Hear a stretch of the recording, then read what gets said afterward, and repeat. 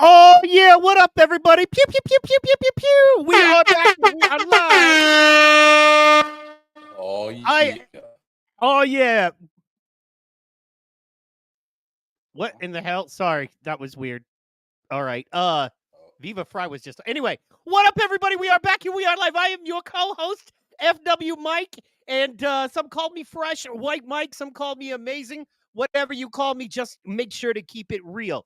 Ladies and gentlemen, my co-host on this side, the co-creator, the man with the plan in his new studio, checking it out. So we're gonna get to see what that's all about. Ladies and gentlemen, give it up for DJ Protocol. DJ Protocol.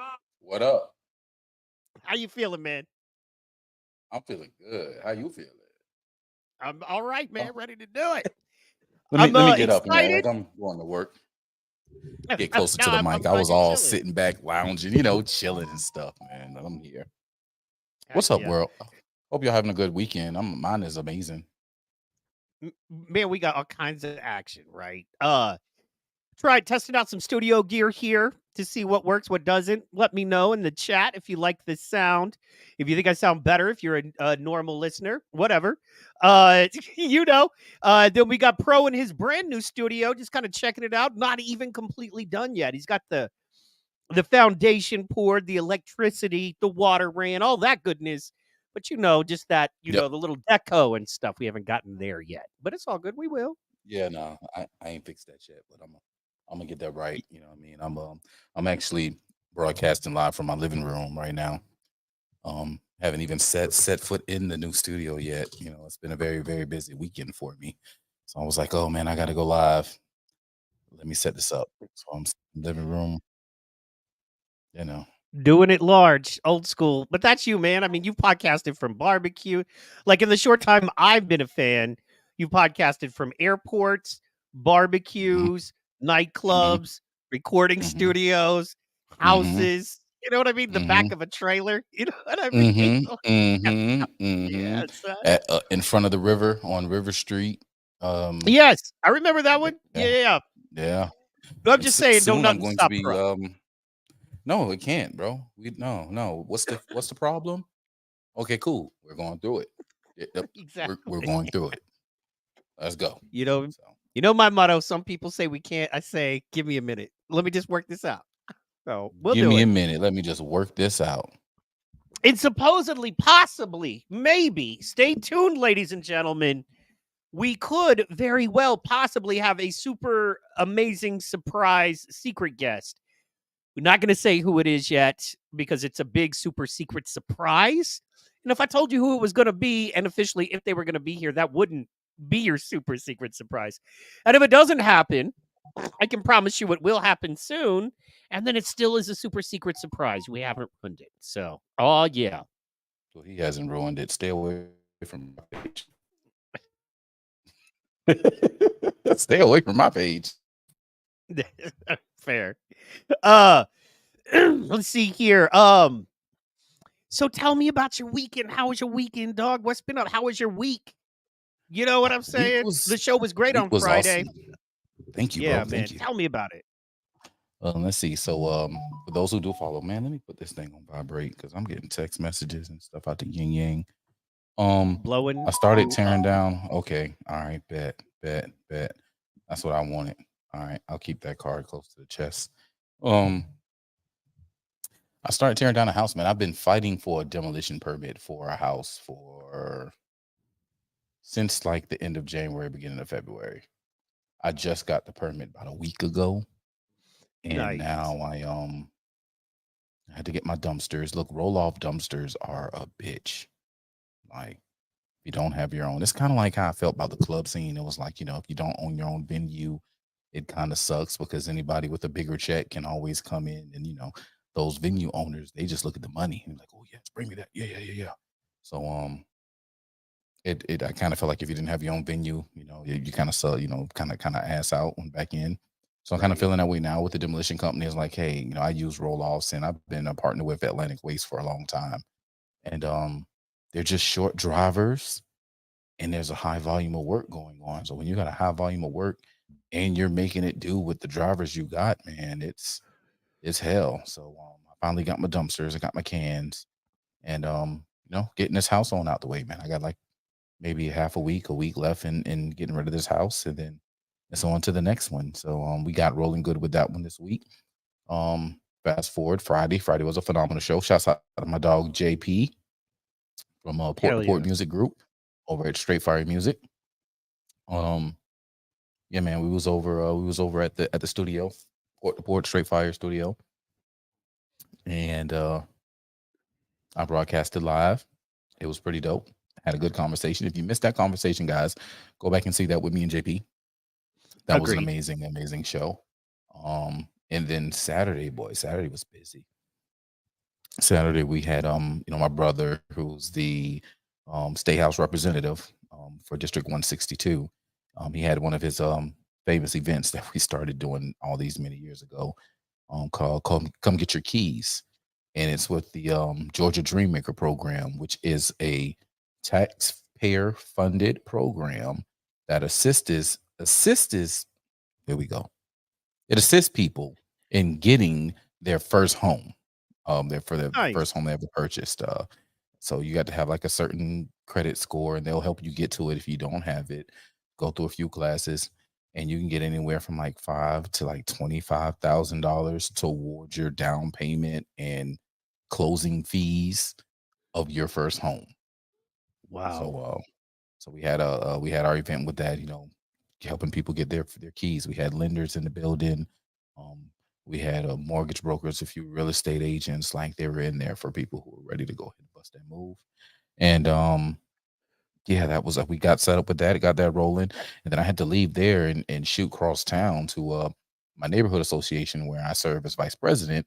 We had our unveiling of a new workout facility area. It's an outdoor exercise equipment workout area in our neighborhood, and it's Nice. called like a Rec Reimagined is the program that they use. It's some Fed monies that came down, Fed grant for people to go out and do some different things for recreation. So yeah, they gave us that little area. They got rid of the park, a park that I played and grew up on, the one with the merry-go-round that you flew off of a couple of times because you're trying to see how fast it goes. Yeah.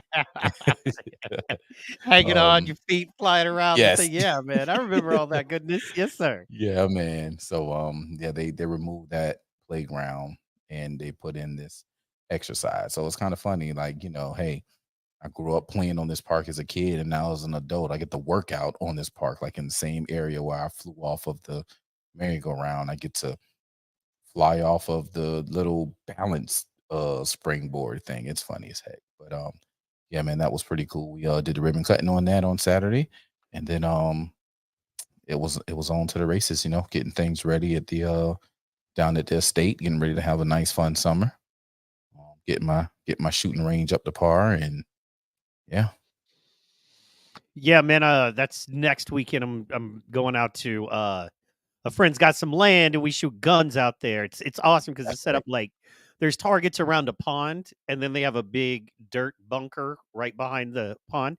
There's Mm. fuego, fuego in the building. Pew pew pew pew. Girl. Fuego, I hope you're doing good. I hope you've had a hell of a weekend, sir. So yeah, man. That's very cool, man. And so And this is what I love about it, and how I'm trying to get more involved, in my community, just to get used to it and understand it. What you do about, like, or how you do the, from getting people homes to getting people fed to getting people artists recorded, you know what I mean? All of that stuff. How it's a holistic approach, if you will, not trying to sound too hippie, but Hmm. uh Hmm. it's just understanding that, if you can reach people at their time of need, in their time of need, where they're at, you can change their life on so many different levels there. So Absolutely. yeah. Fuego says but what you doing, man? Steak, chicken? Man, I got some good steaks. I went two different ways with it, man. They had these really nice. I got two of them, and it was like 5.5 pounds for two, like, chuck steaks. You know Hmm. what I'm saying? Hmm. Which I don't know if I'm gonna grind up into hamburger, just make like steak burgers.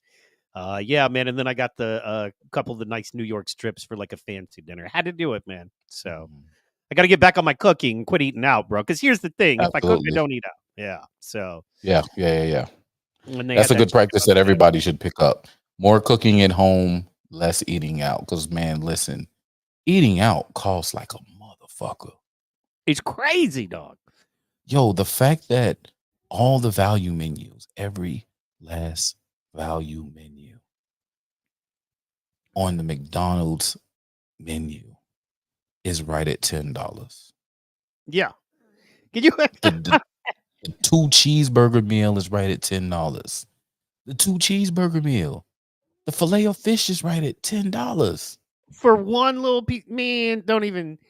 At least Taco Bell, they've kind of lower prices, but it's nuts all over, man. Even at the store, like, I Yeah. don't care. This is to steer it back our way, but seriously, this is how you lose an election. Okay, when I Hmm. started dating my wife, right around a little over 2 years ago, pork was $1 a pound, $1.25 a pound for pork. And you know me, I eat the Hmm. pork chops and stuff. Now it's like 220. Chicken was $1.80 to 220 a pound. Now it's like on sale for 235 a pound. And the Hmm. and it's at least $1 more everywhere. Hell, Gatorade is $8 for a 6 pack. $8 for a 6 pack of Gatorade. Get the hell out of here. So anyway, man, that's the game changer. I don't care who you are. Yeah. Yeah. No matter how much money you have less buying the same amount of things now. Nobody likes that. Right? So Hmm. Fuego saying he got burgers, dogs, sausages, chicken. The cow came from his zip code. Hell yeah, brother. I'm all about that. And he got a pound of local grass fed for $6. Makes killer. Oh, I bet. Oh, I bet, man. Yeah, man. That's delicious and wonderful. All day. All day. So yeah, people, here's the thing, man. Gas and food prices you can't hide. Now, they've been keeping the gas, they've been artificially keeping it low, because what they're doing is keeping there's tapping into our oil reserves that are supposed to be for like war. And if we ever like go to war with one of our major oil producer companies and we need oil, we have strategic reserves. They're tapping into Hmm. those to artificially lower the price of gas. And here's how dumb people are. It's not that hard. When you're driving down the highway and you see the Loves or whatever the case, we got the on cues here, whatever the big ones, your Buckies. Look at the price of diesel. If the price of diesel is more That's than the better. price, say one more time, brother. I said that's the teller right there. Keep going. Keep preaching. Yes. Keep preaching. I was just going to say, if the price of diesel is more, something is screwed, because it takes Hmm. diesel to make your gas, right? But then there's Hmm. cost involved with turning that little bit of diesel into the unleaded they put in your car. Now it takes diesel Hmm. gas to get that product to you, okay? That product that is part diesel gas that takes a lot of labor and science and refining to get it to the kind of gas you can put in your car. Now, Hmm. every piece of food you put in your mouth, unless you're Fuego and the cow's down the street, most of the time, every piece of food you put in your mouth, it was diesel fuel that got it there. Hmm. Joe Biden has attacked diesel fuel since his first day in office. And so that is part of the inflation cost, and people aren't talking about it because, well, my gas is still 3.23 or whatever crazy number it is. I'll Mm-hmm. never forget, man. Under Trump, 98 cents a gallon in Oklahoma. I mean, that was for the basic stuff, but still, it was like $1.40 for the good stuff. I was like, Right. this is 1980s prices, dog. I didn't know we could do that. Once again, just like before Trump, I didn't know we could have a surplus. I did not know in America the option of having a surplus of oil that we could sell to other nations to get ourselves out of debt was even an option. And then it comes to why are we exercising it right now? I'll let you think about Because that. I'll let you comment on it. we have a resident in chief, a commander in thief, uh the old paraplegic El Presidente, who is really he's just a jackass. He's Yeah, just a jackass. That's the best I can say. that's fair. He is he's just not in control. I mean, he's an ego guy who should have not ran this time. And I'm glad he did. Don't get me wrong. But I think and he's just how old people that suffer from that kind of dementia are, because you'll see him get real mad at times and then he calms down and he's real sweet. Mm-hmm. It's because a lot of times I don't think he knows where he is. Or I'm not saying he's sweet, but he's like, oh, hey, just a nice doddering old man. And then he'll go, Mm-hmm. oh, MAGA Republicans. And they literally screaming MAGA Republicans, just like that. With Marines on the side of him in black and red. Dude, With remember red that? curtains and red uplights. Yeah, man. It looked like a page out of Hitler's documentary, bro. Man, not saying I was scared of him, but that was the first time in my life I was concerned for America. I was like, this guy is saying in no uncertain terms that there are 6, 7, 8 million, 9, 10 million Americans. And unless they fold, and you can say, okay, so half of them will fold, right? Because Mm-hmm. come on, it's America. We like our cushy life. Half of any army is going to fold if you threaten to take away their paycheck and their family and all of that. I understand. Fair. Mm-hmm. However, low end, completely Democrat numbers, low end, 6 million. Half of them fold. That's still 3 million Americans that you're going to have to take out somehow, that you're making enemies of the state, and they are Americans. They are voting, living in America, Americans. So I'll never forget. That was the first time I was actually kind of concerned, man. Like, what's going on in my country? So, yeah. Absolutely. Um, wow. Wow. Pro is a little That's tired it, today, bro. y'all. I Pro just has had to been stare at it. Like, no, I'm like, it was so here's why I did the wow like that, right? Check me out. There is being a blast. Hold on, wait a minute. Let me get me right. Hi guys. I need you to understand that there's a major blast, a major push in the black community to get them to stay attached to Biden. I'm not talking about the younger, smarter people, right?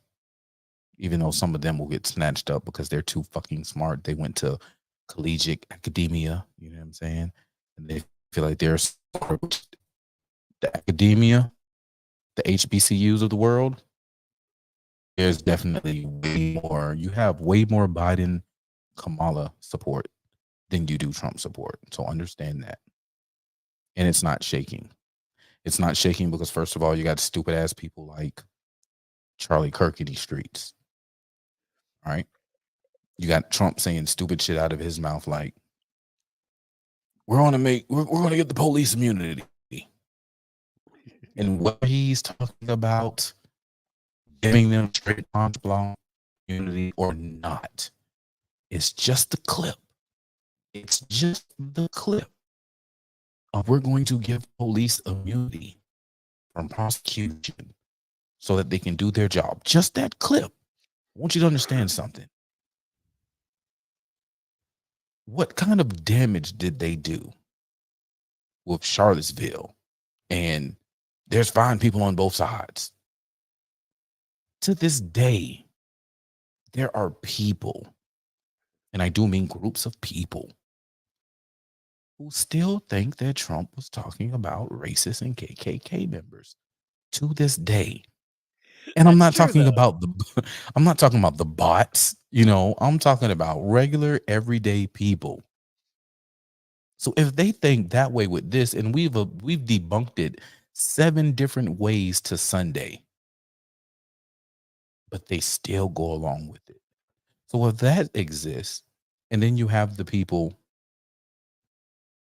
who are out here like Eric Dyson and people on the Breakfast Club and all, and the academic people of the Black community, right? Because that's how they get they cheat by. They hide behind Black people if they cheat. They cheat in these heavily Black cities, so where you can't come forward and be like, "Hey, man, these numbers ain't right in this election." You suppress Black vote? They try to suppress Black vote. These white folk, man, they be scared. They ain't trying to stand on 10 toes and be like, "Nah, I ain't. Y'all niggas just cheated." And when I say niggas, I don't mean, white folk telling Black folk they cheated. I mean, the white folk telling them other white folk who are smart enough to hide behind the Black folk. You know what I'm saying? Yeah, You just yeah. cheated. So, when you have that type of mentality and they're willing to, and they have a clip that Trump can say, "Yeah, y'all, he wants the police to get off scot-free and do whatever he wants to do to people," that'll help push a sect of people, a strong sect of people, that we need to do one of two things: walk away from Biden and vote for us, or vote with us, or walk away from Biden and say, "Fuck this bullshit, man." We need one of the two. We can't have the third option of pissing them off and making them go vote for Biden in spite, when they have their whole apparatus out here, every musician that they can grab, every, professor or anybody who claims that they're smart, that people know if they just put them on a media blitz, that's enough people who will vote that way and will be able to secure their cheat for us to not take office. So, that's why I was looking off into space like that as we're talking about Biden, because it's like we're able to address this on his face. Hey, this man is bad for life. This man is bad for eating. This man is bad for working. This man is bad for anything progressive. And he says he's about progressiveness. He's a progressive. He wants to progress. Yeah, for their better good. He doesn't want to progress for the everyday family. And that's what I need the everyday family to realize. And it's like, for some reason, they won't grasp it. And it just makes me think. It just has me stare off in space like, man, what's about to come? How much of it do you think is the anti-Trump propaganda working? And how much of it do you think is just being, excuse me, a Democratic loyalist, meaning I'm voting blue, even if it was the devil, I'm going to vote blue no matter what? I think it's 45-55, and it could go either way. Wow. That's more than I thought you were going to say. Wow. Yeah, I believe it's 45-55, and it could go either way. Because you have a lot of those Democrat loyalists, as I talk to more and more people, and that's just because we don't have a viable option as far as a party is concerned for them to look at. Well, to take responsibility, something I've wanted to say a couple times, the current Republican apparatus is doing nothing at They don't want best. to. The conservative Black grassroots folks are the only ones I can actually see out there right now putting any effort or resources into getting a conservative or Republican Black vote. It's Republican at this point. So, Mhm. yeah. Whereas, just and on the other side, they've got Charlie Kirk being their surrogate. You know what I mean? Campaign apparatus out there. And I told you this off air. That guy, I think he just doesn't. Once again, and I've said this on air, and I will mean this. If any of my friends or family say, if I see Charlie Kirk, it's on site, I will hold the door for you. I will distract security for you, and I will drive that getaway car because I think the dude genuinely doesn't like black folks. Like I was talking to Pro about this, and I was like, man, if I see a dude walking down the street, black or white, most of the time, I'm like, that's a man about his business. That's a black man about his business. That's a white man about his business. I'm about my business, whatever. And I understand there are, you know what I mean, or a Mexican man or a Native American, you know what I mean? I'm like, oh, that's a man about, okay, and I'm a man about my business. Mhm, I think Charlie mhm. Kirk is one of those folks that when a black man walks by, looks like he's, on his phone, just walking by, he's like, "Grr, why is that guy in my city? Grr." Why is he? Why is he here? Why is he on my? Why Yeah. is he on the sidewalk in front of me? Who let that man off the plantation? I'm sorry. And I think it's I not. And I try and figure out like where does the animosity come from, right? Because he's a younger white. Where's he yeah. from? Where's he from? Let me Let's see. find out. Let's fact check where Charlie's from. North. I didn't know he's from the north. Where Okay. trust. He couldn't have that attitude about because even if you don't like black people and you're from the South, Yeah, you would never be afraid of a black pilot because you're used that to part. seeing black CEOs. You know what I mean? That part. And Black that's what I want drivers, to black see. managers. That's what I want Sorry. to see. I want to see because this seems like a learned behavior within Arlington the Heights, last Illinois. Yeah. Arlington, Illinois. So there we go. What is Arlington Heights proximity to Shy? I want to say it's a suburb. I think it's a suburb. That it sounds like a Chicago suburb, honestly. That's what it sounds like to me. Let me see if I can get me. Oh, okay. There you go. I'm gonna go over here. Yeah. All right. 27 miles northwest of Chicago. Yep. All It right. takes 31 minutes to get to Arlington Heights by taxi. And there's a train that runs there 45 minutes and 15 minutes by car. 45 minutes for a train, Mm-hmm. 15 by car, 30 by taxi. And Yep. okay. So it's close enough. It's close enough in proximity for him to have had a very negative experience. Because see, I understand that with people. I understand that you can have an experience with any type of person and immediately have a disdain or a negative dealing with any one of that, on that line. Right? Right. Light skinned people. I know girls who are like, I don't date light skinned men because XYZ. I don't date dudes with dreads because of XYZ. All right. I don't like being around white people because XYZ. I Well, don't that I like can being around understand, but black people. You know what I'm saying? yeah, It's yeah. the same. Like it's just understanding. Like, was this something that's taught, learned, or earned behavior? Like, what was this? What happened? Did you get a family member get robbed and killed that made you look at someone a particular way? There's always triggers, and people harbor those triggers inside, and Fair. um it causes ill reactions. The hurt people, right? It's that thing. And I'm not necessarily trying to psychoanalyze because I don't want to psychoanalyze them. But I do want to gain an understanding for my friends and family to gain an understanding and move forward because I don't fuck with Charlie Kirk. I don't he showed me he's not to be fucked with.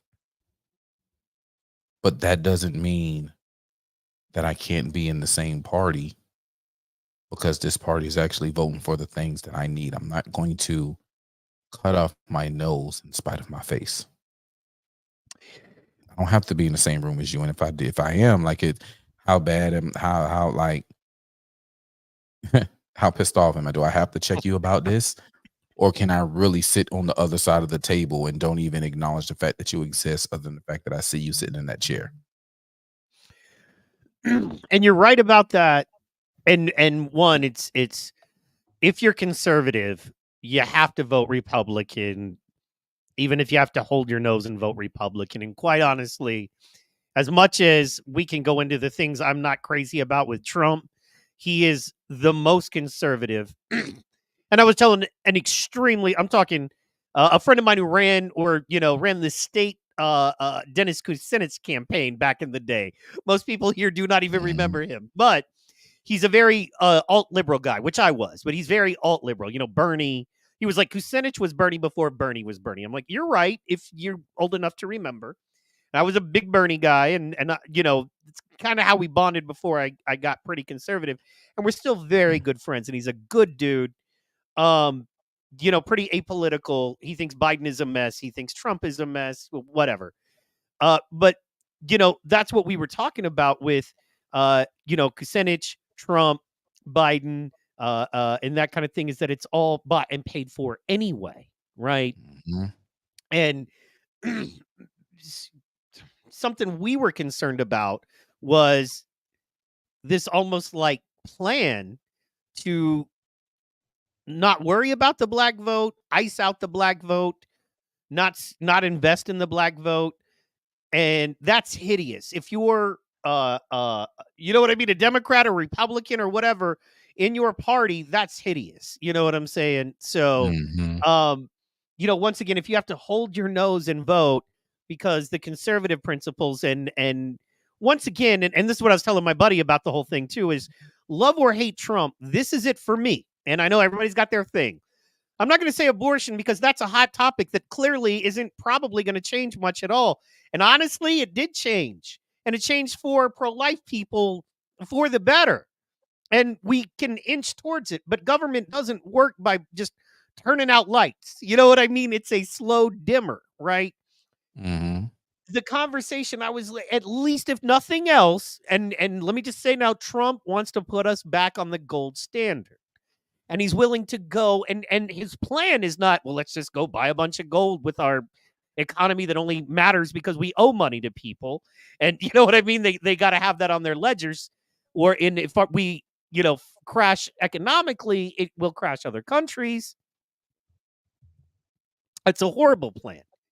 The plan of becoming oil independent, then selling our oil to other nations, then taking that money and buying gold and exchanging the oil value for gold, all value. These are value propositions. I've heard no Mhm. one in the Democratic Party even talk about this, and I don't think they could understand it even if they tried.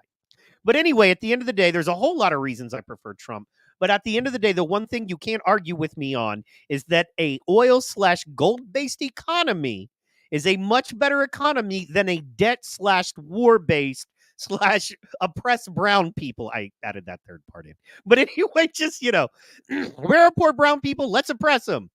But anyway, the actual debt war based economy that we're operating on now has to fail. It will fail. So we need, Mhm. resources. It's not rocket science. So that's why I'm all in for Trump on that. And why I can even see my liberal friends understanding and almost supporting. So yeah. You on the economics side. I don't look. Don't see your schools up. We all think they suck. I think schools suck. You know who thinks schools? I don't think school sucks. But you know what else Trump thinks? That you're better at fixing it for yourself because you know your kids better than them. So Trump's like, hey, Yes. that's your tax money? Yeah, yeah, yeah. Take your tax money. Use your tax money, kids, how you see fit. Wherever you want to send them to school, go ahead. You just get how much we have as far as tax money is concerned for your child. If you need Yep. more, take your ass to work and go get that money for your child's schooling. But we've taken care of a big chunk. Who wouldn't want that? Who wouldn't want that? Who want to have more production on this soil? Who wouldn't want to own those production companies? When I say production, I mean like actual tangible things, guys.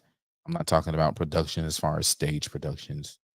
I'm talking about producing these cameras that I'm looking into right now, producing these laptops that we're using, producing the TV screen that we're using, producing the systems, right? The console thing, making shoes, making cars, making furniture, real furniture, not like a shit, real wood furniture, right? Things that people want, things that people care about, things that people need. We got back on the production side, which is what Trump wants to do. For sure. That'll Absolutely. be Hey, the brother, gold standard. just to give you a heads up, you're glitching pretty hard like your internet. I know you're in a brand new Yeah, studio with a brand new setup, but yeah. you are glitching a little bit. So just wanted to give you a heads up there if there was anything you could do. If not, no worries. Yeah, introduce our We guest, got to man. Get roll that with the pew pew roll. pew button ready. Yeah, no, Oh no worries. man, oh, let's get He's it. in the building, ladies and Oh gentlemen. yes. Oh yeah. Ladies and gentlemen, coming to the stage right now. You know him, you love him, the freshest dressed man at the Grifties, the coolest of cool. He's got his own show. You can see him whenever he goes live. The Baltimore Beast, the killer himself. Ladies and gentlemen, give it up for Cannon Hotep. Yeah. What's up, y'all? Chilling, bro. What's good with you? None, you know how it is. Daddy duties all day. I was dance dad today, and my son's birthday was this weekend, so we took him to the little trampoline, you know what I mean, and then grabbed something to eat, just getting in the house. Busy weekend, bro. Busy weekend. Busy weekend, man. Listen, that mean we doing something right in life, bro. Yep. Yeah, yeah. So, You know, I could just that's be out one to of them that. dads that's just in the house. You know, he there, but he ain't. He there, but he ain't. Which is, hey, being an in-the-house dad is not bad these days. You save more money that way. Daddy wasn't there. Fair. Well, it's just a biological didn't bother.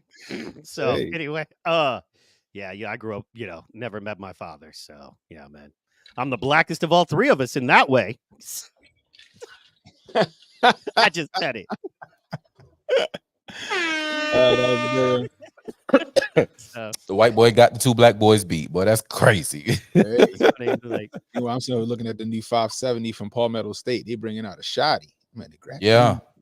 Yeah. What was it? I was seeing PSA just dropped the Dagger. What is it? It's a small one. It's not the compact Dagger. It's something else. It's a much smaller 9. That shit's beautiful. I saw it earlier. Yeah, I'm a fan of Palmetto State. Yeah, man. Yeah. Got to get you down here to Savannah, man. We got one. We got a whole Palmetto State shop, bro, with the range. See, I need to make a trip. Need to make a trip. People be sleeping man, on Palmetto State. They be wanting to be all bougie. They want Yeah.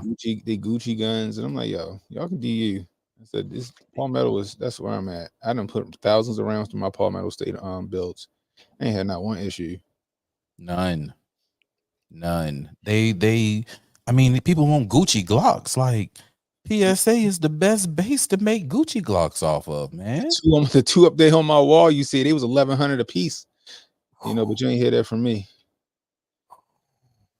Fuego says we should do a stream from the factory. That'd be awesome. You know what? We might need to do that. That'd be awesome. So if we can get if let's see what your man, if we can get you down here for homecoming, October 26th, I got enough time. I'll work to make that happen. I will work to make that happen. I had to do that. I know I'm gonna be down Rudy Way. I'll be down Rudy Way in July.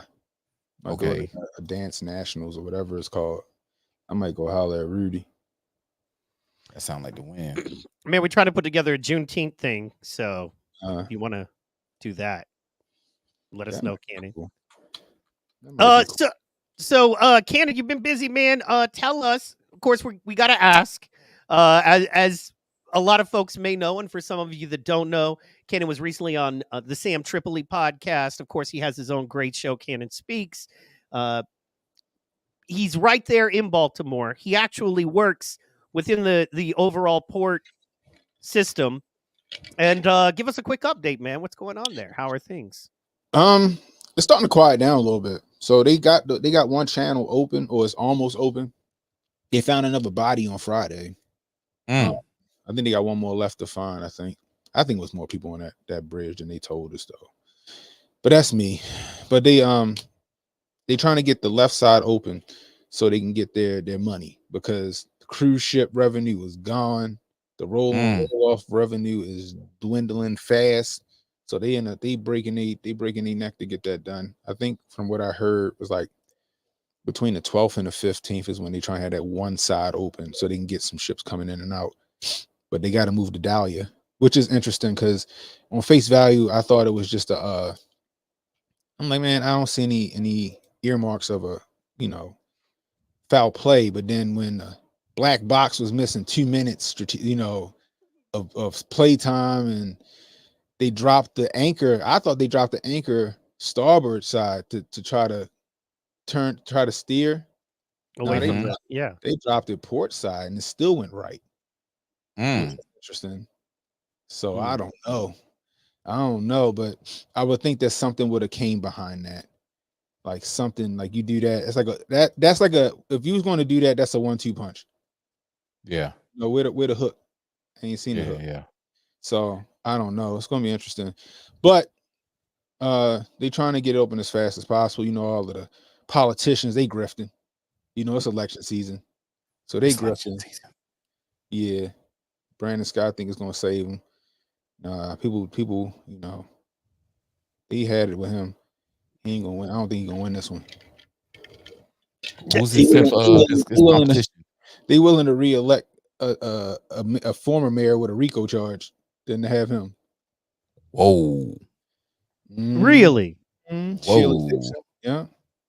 They want Dixon back? Yeah. Yeah. See, Mike, this is what I was talking to you about earlier when I talk about our community, right? We'll do that shit. You feel me? That's just like them going back and voting for Biden. Like, instead of saying, "Oh, I'm not going to vote at all," they're like, "Oh yeah, I'll vote for Biden. I'm not going to vote for Trump." Why? Because they told me to hate Trump, so I've got to hate Trump. And it's that same mindset to where it's like you can have a whole better option. It's like, we don't want Brandon because he screwed up. We're going back to Sheila Dixon, even though she's a criminal. We still liked her. It's all in. It's like the for lack of a better term, it's the devil. Yeah. Everybody know her. She's from around the way. Well, He's here's from around the way too, but the older folks is like, yeah, you messing up, young man. Well, here's a question I got. Is there ever, because I know me and Pro talked about this a little bit.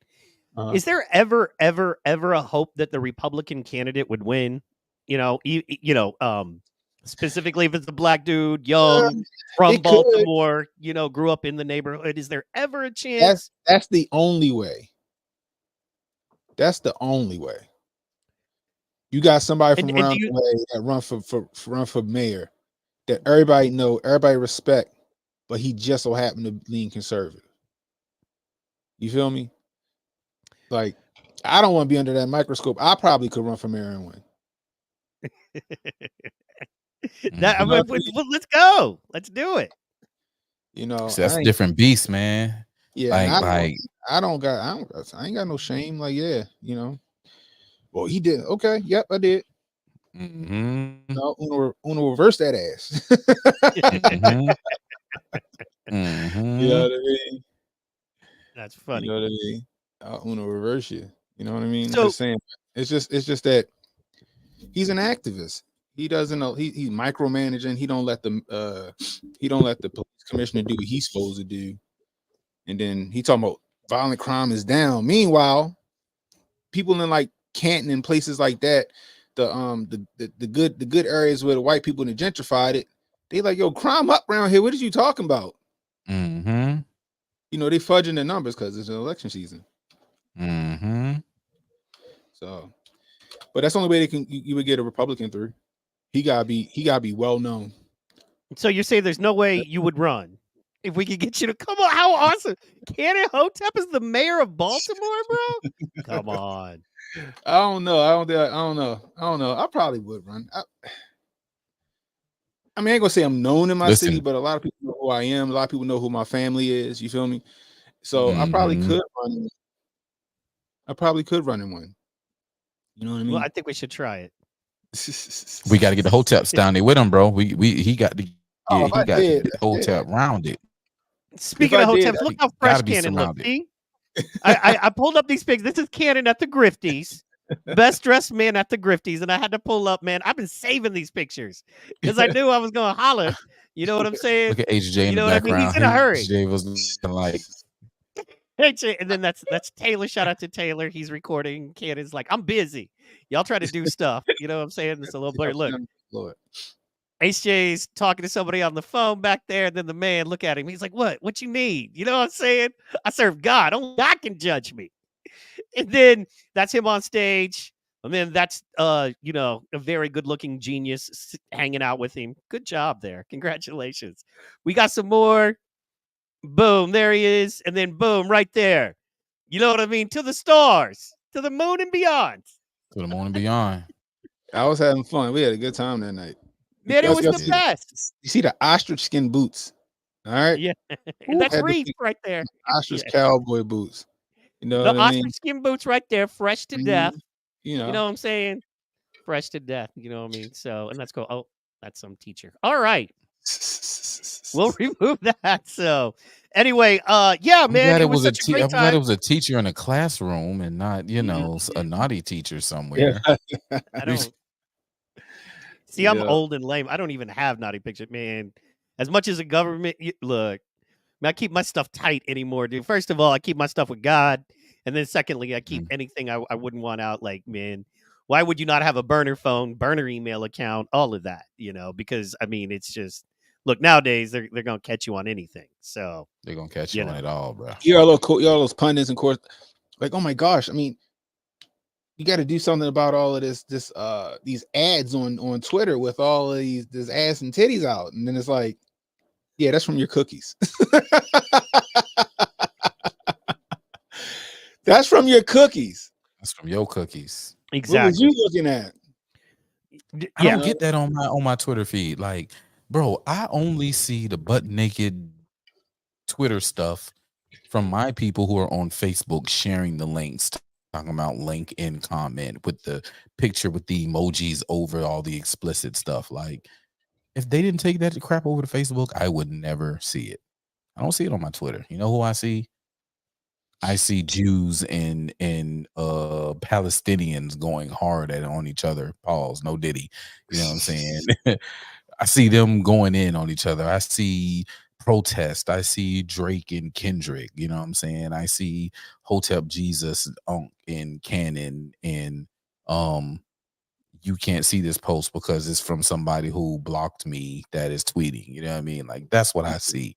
I don't see this whole sexual revolution. Maybe it's because it's not in my cookies, but still, like I don't understand. I mean, that's the thing. Everybody out there trying to be all virtuous and all this other stuff. I'll be laughing like y'all just as debaucherous as the next person, and it's okay. It's okay. yeah, Don't man. be upset with your perversions. Okay, just delete your history every so often. That's all. That's all you gotta do Look, is That's delete it. your history. You know what I mean? one. But we'll go ahead. I was just gonna say, one man's honey is another man's poison. There you One thing I've learned by being able to travel, they do stuff different in different parts of the world. Stuff you would find extremely offensive here is fine in New Zealand, and stuff that in New Zealand they would find extremely offensive. I right. mean, living in Hawaii for as long as I did, it's just different there. People don't wear as many clothes. Period. Especially in Mhm. the summertime. You know what I It's mean? You hot. got girls wear the little titty tops and then their little cutoffs, and they take off those Mhm. cutoffs with their little swimsuit, and then when they leave the beach, they put the cutoffs back on, and they roll to eat lunch. And people just wear like it's Yeah. the kind of thing where like the first month you're there, you're like, "Good lord, just snapping your neck," but Yeah. then you get used Shit. to it. It's hot. I'll be out there with my titties Yeah, out too. It's too hot for that. Me yeah, and we're Uncle was in good. Vegas a couple years ago. Both of us had our titties out. It was too cold. It was too hot out there. You know what I mean? Yeah, Gotta let Vegas them is breathe, man. oppressively Let 'em hot. breathe. Yeah. So Yeah, I let 'em breathe. speaking of that current action, police are busting heads. I'm Okay. surprised. Mhm. The police, as we've seen this week, are coming in with a lot more force. Unless it just wasn't publicized during BLM, the police now during Occupy they did the same, but the police just seem to be coming in hot right now, which to me is actually surprising a little bit. And I was wondering what you guys thought about that, what you made about that, and then we'll move on to the concern of the new bill that was passed that is an attack and an assault on our First Amendment rights. But first of all, what do you guys think about it, man? The cops coming in. Do you think this is local or do you think that's national, behind the scenes, that kind of thing there Well, it started local, in my opinion. You with the had so police? I woke up, yeah. So I think I was on HA. I was called in. I don't know when I called in. Was it Friday or was it Thursday? I don't remember. Anyway, one of them, I think it was Friday. Friday, Uh, yeah. UCLA. I wake up at 6 a.m., 6:30 a.m. my time. It's 3 o'clock a.m. their time, or 3:30 a.m. their time. Apparently, the protesters, the pro hijab protesters are put. Oh, we on Rumble, right? The pro-Palestinian Yeah. protesters was out there, and then the Israel protesters came up. They got the scuffling and scrapping and fighting. And then when that stopped, that's when the police came in. So it sounded like what happened was that the landlords was like, shut it down. And it Mhm. was like, yes, sir. And then LA, matter of fact, might have been Fuego who said it. He said he ain't seen LAPD move like that since the Rodney King riots. You know what I mean? So they came in and they arrested like 100 people and they shut it down. They was hitting them with the rubber bullets and everything. They was getting down and dirty. But the thing about it is, and I said it today on my when I was streaming, um, that's the college's fault. That's UCLA fault. That's Columbia University's fault. That's Yale and them. That's their fault. They want to stand in solidarity with this nonsense because they want a virtue signal and act like they're on the side of the student and all this other stuff. Meanwhile, they got a list of demands. They demand to be fed and clothed and all this other stuff. They spray painting the college. College looking like the high school from Lean on Me, right? And then they breaking into buildings. That's the college's fault. That's the college's fault. Y'all want to stand inside that solidarity. You want to shut down school. We're going to virtual learning, guys. Oh, and by the way, you won't have your graduation, which half them kids, if not all of them, didn't have a high school graduation. So now they don't get a college graduation. So now you got all these people out here on the lawn of these colleges doing nothing but virtue signaling, stand on a soapbox in a safe space. Because let's be honest, you protesting at your college does zero. Who are you inconveniencing other than your fellow students and the faculty in the school and your parents who's paying $70,000 for you to be there? Right. Like I said, you want to affect change? Take it to the state. That's your problem. They the ones that's funding the wars. They the ones that's funding the quote unquote genocide and all that other stuff. Go up in the Capitol, go march up in the Capitol, but y'all scared. You know why you're scared? Because they made an example of them people from January 6th is why you're scared. That's why you're scared. You won't go there. You won't go to the south lawn of the White House. You won't go to the National Mall. You ain't got the balls your great granddaddy and your granddaddy had doing Vietnam. Mm-hmm. They was ready to go to jail. Mm-hmm. Y'all not. Y'all at college in a safe space, sitting there yelling and arguing and squabbling with strangers and friends and other students and other Americans over the ideals of a war that you don't even have skin in the game in. You want skin in the game? Like I said, pick up a rifle, pick up your plate carrier, fly over to the Gaza Strip, pick a side. Get it done. Go Get That's it pick, it. done. pull a Malcolm Nance. That's it. Tell Then me you about got that life. gays for Palestine. Okay, go show me how that'll work out for you when you get over there.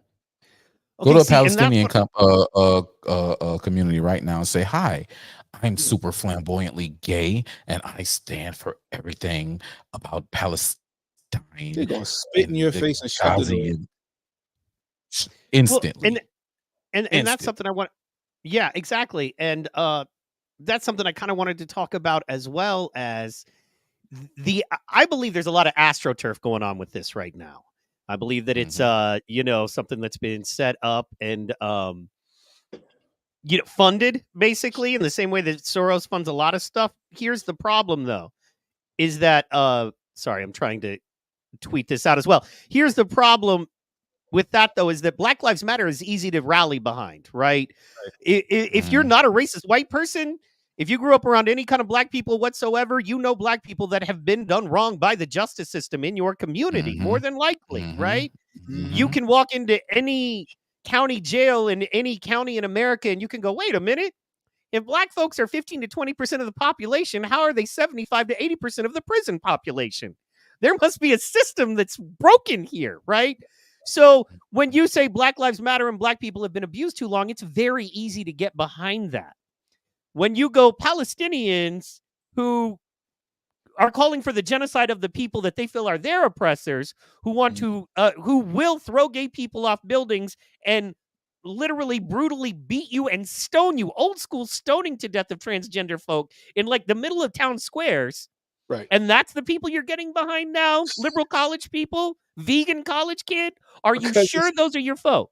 So anyway, to me, it's broke because, like, once again, it's easier to rally behind a Black Lives Matter idea than a Hamas idea, right? And I think that's where they what I messed up find this time. so funny in saying that? Check this out, What? bro. How many Palestinians do you know personally? Maybe one or two. I know one personally, and then I met one a while back that I haven't talked to. When I was in high school, that was probably about it. Yeah. Do you know which way they lean politically? With brothers from that part of the world, but you just kind of assume and keep rolling. I'm assuming it's conservative. Yeah, they lean conservative. Ultra conservative. You want to talk about like extreme conservative, right? Yeah. Ultra. Yeah. You have alt-right and you have ultra alt-right. They are ultra alt-right, bro. Right? They're mad conservative. So I find it poetic justice, if you would, in watching all of these liberal people, these blue, purple-haired weirdos that are team lefty, right? It's beautiful watching them rally behind conservative ideals and people. It is so funny. And I think that we should grift off that. I think that we should get out there and talk to these people in these Palestinian, all these people. What about Palestine? What about Gaza? What about this? What about that? And ask them, propose, saying, hey, we have this right here. Is this a pro-Palestinian belief or is it a pro-conservative belief? All right. We don't believe in gays. We don't believe in homosexuality in children, right? We don't believe in the changing of sexes. We believe that women should be barefoot, butt naked in the kitchen cooking dinner, right? Like, just ask all these different questions and see is it outright conservative or is it Palestinian? And then hit them with the ones that are Palestinian. They're gonna be like, but they are ultra conservative, and that's why you say they're ultra conservative. But they're Palestinian beliefs. I can't wait to see their heads blow up. They don't know no better. They don't know geopolitics. They don't know none of that. They just know that the cute girl in the dorm room next to them going down to this protest, so they're gonna follow suit. They just know that it's the hot thing to do. So let's go out here and grift on some likes. They couldn't tell you why what's going on over there is what's going on over there. They just see everybody else and they want to follow. Agreed. Back in my college days, yeah, man. I mean, you're like, these women are emotionally unstable. They don't make sound mental decisions. Sounds like I got a shot. Let's go. Let's get it. Let me get a number. So I'll have some fun tonight. Now, and I'm glad Cannon is here because he, like us, this is a conspiracy brother, right? He doesn't necessarily will agree with all of them, but coming from the same internet neighborhood, he'll at least listen and give you his idea of confirmation. So I wanted to break this down. I was saving this for you, Doc. So basically, I personally think all of this is AstroTurf set up specifically for the great battle. As we know, it's the battle between the, crown, royal, leading into religion faction that controls the world or has. And then on the other side, you have the globalists, WEF, Klaus Schwab, anti any religion folks trying to take over the world and control the world. And I think that they're at odds. And I think this is boiled down to a microcosm of Jews versus Hamas on American campuses, which is just a weird thing to say. But anyway, there's that. Then continuing on, I think that this new legislation passed. All of this was kind of set up by the globalist, the atheist globalist sect. All of this was set up by them to control speech, to shut us down before the election, knowing that they control a lot of the switches. And so they just and most of the monitoring, so they can basically make it illegal. Like they said, now it's illegal to read the Bible now, or you can face charges or consequences for reading the Bible. So they're not going to let communications go out that they don't approve. I don't know, Kenan, are you familiar with the Reverend Bishop Ishitella and the I believe it's called the African Pro-Black People's Socialist Movement? No. Okay. The only reason I know about him is because of Tucker Carlson. Okay. And what worries me is this is we'll see if you can connect the dots here. This is a small pro-black group based out of Florida. Now they're socialist, they say it in their name. Mhm. And they were speaking out against the war, speaking pro-Russian, going Russia is Oh, not didn't doing that guy get arrested? Yes, and he's still looking at charges. So he's still looking at Yeah. charges to the point of they've said, That he's a Russian agent or something like that. to the point of they said, even if what you said is true, we're still prosecuting you for saying it, right? Yeah. So what worries me is a guy with a smaller following in the grander scheme of followings. You know what I'm saying? Who is very pro-black, who is very alternate, and Right. not going with any stream, Republican or Democrat, but doing their own thing, bringing their own message. Seems like those are the people getting attacked right now, and that's why I feel like we got to watch out for our team, more than ever. Yeah, but this is funny. I just sent it to you guys in the private chat. Check that article out. I'm on it. Pro's having he's in his new studio, and so Yeah. he's having a little bit of technical I difficulties. know how that feels. You know what it is, man? Oh, yeah. Oh, that's interesting. Hold on, let me share that screen. And Man, it's neat. I said it on my stream. Like, why do we need one when Trump already did one? Yeah. Dang. See, and what does this mean? Like, hold on. What does this mean to you, right? Like, what does it mean? Let me share. Bam, there it is. Right? Like, what does it mean? Right? And this was 2019, December 11th, 2019. Yep.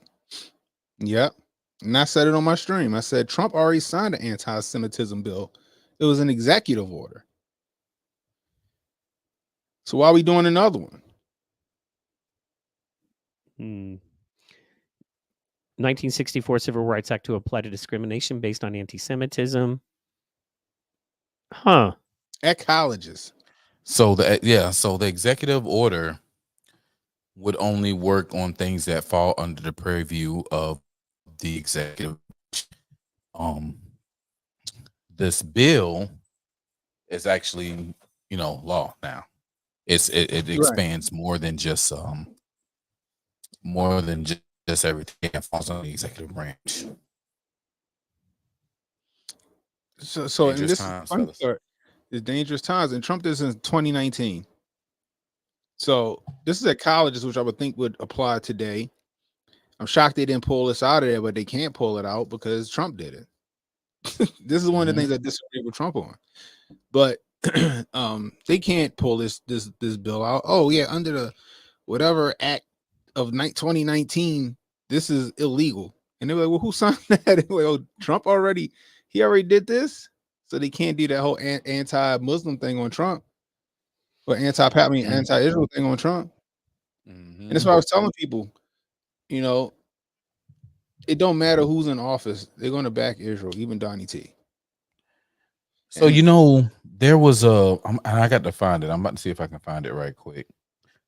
There's a interview that someone had of Trump, where he met with the leader of Hamas, yeah, when he did the and then he Abraham met Accords, right? with, and he was trying to work on a 2-state solution with the two. Hamas was all about the talks. They was ready. He was like, I was there, and it was like meeting with your granddad. He was so Yeah. nice. He was humble. It was he was hospitable. He was really doing anything, like, he was there. He was like, then I went and met with Bibi, and I knew within 3 minutes of being there that he did not care. He didn't want to be here, and he was like, you you don't want to make a deal, do you? He was like, no, I don't. Yeah. And we all know why. Full 10 full hat. It's not even 10 full hat. It's Bible prophecy, because they know they got the red heifers and they know they got to raise the temple. The temple was in the Gaza Strip, so they can't. They got to be about that smoke when it's time to be about that smoke. They got 4 of them over there now, apparently. One of them might be without blemish. I'm sure I don't think they'd be going so hard if they didn't have it.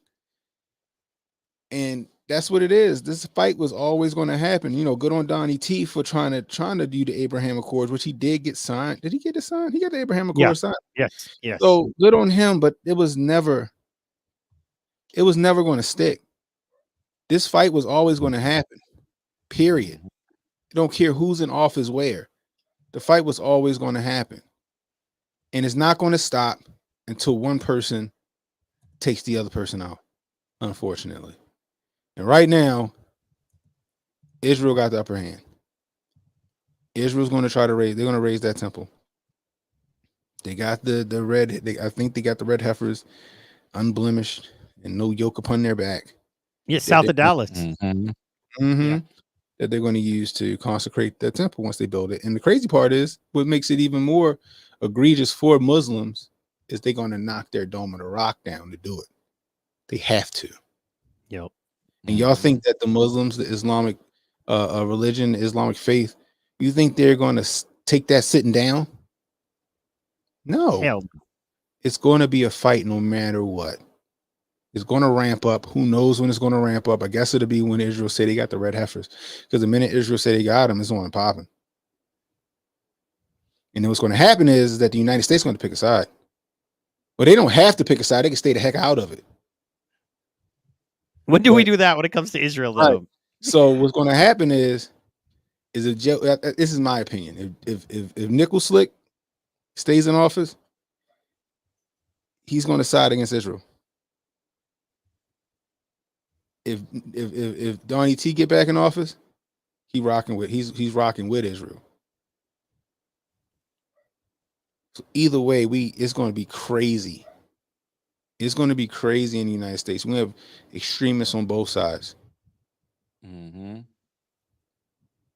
That's just my take. That's my opinion. I hope that doesn't happen. But where else will it go? Unless the United States decide to stay neutral and stay out of the fight and let them figure it out. This is the weirdest case of probate court I've ever seen in my life. Facts. That is fair. Yeah, man. I see, you're confirming my suspicions again, right? But once again, I think it has to do with greater powers at play, and Trump is more on the side of the historical religious crown and not the globalist side. And the globalist side is the Marxist side. So that's what that is. And one side is more about freedom and giving the people the choice, and the other side is Marxism, which is you do it our way, or we put you in a grinder, literally. So and feed you to the other people, because our system doesn't work for feeding people. That's a whole nother and like thing you there. Said, they're going after everybody. They're going after the Christians. They're going after everybody, because you got some people and I agree with some of the people, right? I believe in Bible prophecy. I believe in the Bible. I believe in Jesus Christ. The one thing I'm skeptical on as if the people of Israel are the Bible Jews. I don't know if they are. I don't think they're the Bible Jews. I don't think they're the true Of Hebrews course not. of the Bible. So Of will course this? not. So the thing is if this prophecy doesn't play out, will people realize why it didn't play out? It's for the true Hebrews to play out that religion, to pray out that prophecy, I guess, in my opinion. I But still I think don't they're think gonna it's. try and fake the font though. You think they're gonna try to fake the font? I GMO think they'll cow, try to like fake the font. Yeah, I think this Loki said yeah. GMO cow from Texas. Who knows? I don't know. It's going to be interesting though. It's going to be very, very interesting. Keep your head on a swivel, guys. You could be seeing a bunch of craziness happen on these college campuses. You know, because you see, like wherever all this stuff is sparking off the way it is, you may start to see some extremist activity in LA, New York, Boston, you know, Texas. Who knows? But while we're fighting each other, what is it? The nation divided cannot stand. Correct. Somebody sees Mm-hmm. that southern border and just starts wrecking shop. Well, man, if you tie it all together, and I'm not, I definitely don't want to build a bridge where there's not one. But if you tie the immigration issue in with getting the young kids who we know are the fire starters, who are the ones with little to lose, especially the well-funded young kids, the college kids who have money, and you take them and you get them upset about something, then you basically paint the local immigrants as Gazan refugees, which is an easy thing to do if Mm-hmm. you're messing with liberals. They're not that smart, and they're always looking for victims. They're always looking for a victim to fight for. You know what I mean? And they're already on that side now. They've just had to back way off it because, oh, I can't go to school. You know what I mean? So they've had to back way off it, but they're on that. So you can combine those teams together along with the atheist globalist powers that be. It's that all pressure from below, pressure from above, squeezing us, right? So Mhm. the above powers that be, and then the illegal immigrants and that kind of thing, and they squeeze us, and more of our tax dollars and more rules and regulations, and then you got to fight back. But that's the thing. If I'm on that side, I realize I will lose with just some angry kids.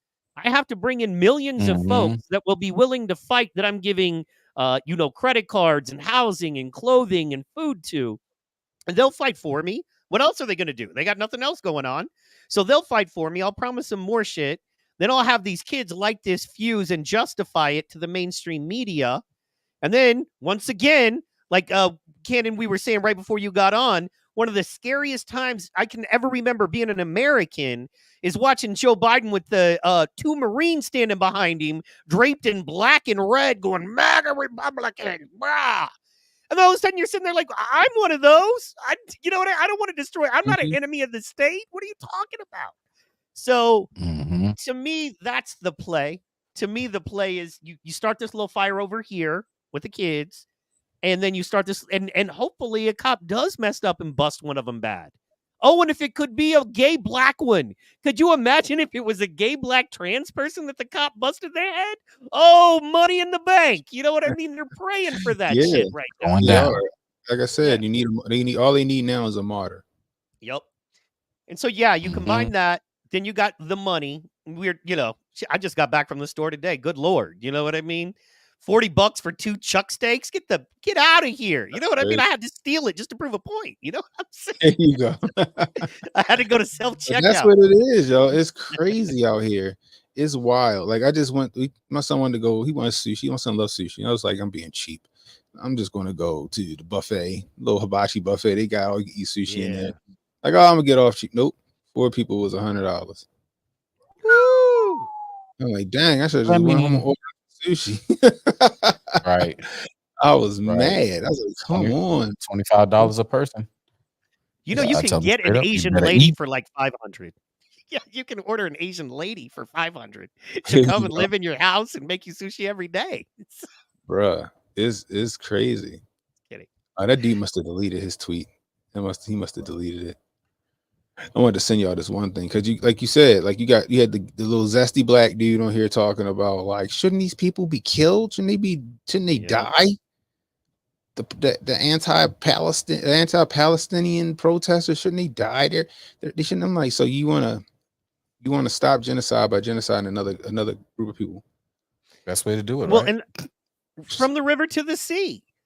And then just one more frustrating thing there is, I don't know if you remember, but just a couple weeks back, Trump was talking about the UN, and he was saying if the people in the UN don't pay their share, I'd encourage Russia to attack them. I'd be like, do whatever you want, go.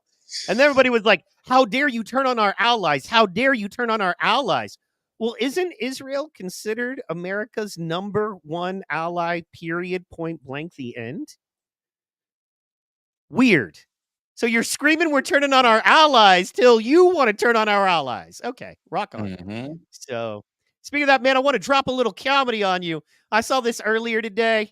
It's a little clip. They do you guys know who oh gosh, what's his name? Steve will do it. You guys know who Steve will do it is? Yeah. Yeah. So he took a Trump impersonator to the same Chick-fil-A in Georgia. Mm-hmm. And it was hilarious. And people love the dude. So anyway, I laughed a little bit about that today, and I wanted to drop it because, filler. And yeah, it's awesome. Nobody gets these bags like I do. Nobody wins bigly like I do. All these phonies, yeah, they might try to, but they're never gonna roll with my crew. And the feds got eyes on me, always treat me unfairly, but they won't get Hillary. Unbelievable, folks. Ain't that Steve will do it? That's money like I hit the lottery. He's the one who produced it. Boy, Benny's. What is your favorite Donald Trump campaign stop so far this election? A couple of very interesting ones. A lot of fast food. Donald Trump delivering pizzas just this week. Donald Trump stopping at the bodega. Donald Trump buying. And it's one of these things that you just end up seeing when you go out into the real world and you see the actual superpower, which is that Donald Trump's been a celebrity for the better part of the last 50 years. And he lifts people up, okay, instead of bringing people down. And so you have a situation here where you kind of like... There we go. Oh, that's JJ's Fish and Chicken. What's out the JJ's?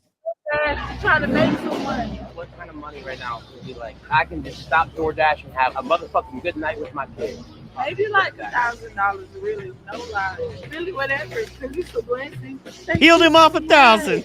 And my husband is in jail right now, so I'm having Gotta get him out. We got a lot of African Americans out of jail when we were in office. And commissary money. Who's your favorite president? Commissary money. Why is he in jail? He got in the wrong place at the wrong time. That's right. It was a murder. Hey, look, they indicted me like 87 times. He murdered somebody. He murdered from your favorite president. What you mean? Folks, who are we voting for in November? I've been voting for Trump. Hey, I've been I love voting you. for him. Oh, there we go. Oh, yeah. Is it real? No, yeah, solid gold, right? There you go. Y'all have a good one. Y'all just blessed me for my birthday. Yeah. Thank you so much. Happy birthday. And go Trump. That's right. We love it. Let's go to the barbershop. Better than anyone. Let's go to the barbershop. The best part Seems like Steve will do it, get famous for like losing a bunch of weight. They actually realize what's going on. Yeah, Steve will do it. Yeah, he's one of the Nelk boys. And the Happy Dad Seltzer is his thing. And then he actually kicks it with Trump. He's a big UFC guy. And, Dana White and Trump are homies. And so they all kick it together. Like if you watch the UFC pay-per-views, you can see Steve will do it like sitting next to, not quite next to Trump, but like right there. You know what I'm saying? So yeah. Because it's hard to get a seat right next to Trump. That's Dana White, So yeah. Thank y'all guys for coming. They went to the barber shop. They kept it real. There we go. All it took was a couple of Benjamins. Thank y'all guys for coming by. Y'all absolutely. Look at what Steve will do it has done for the African American community. It's incredible. Income is growth by 200%.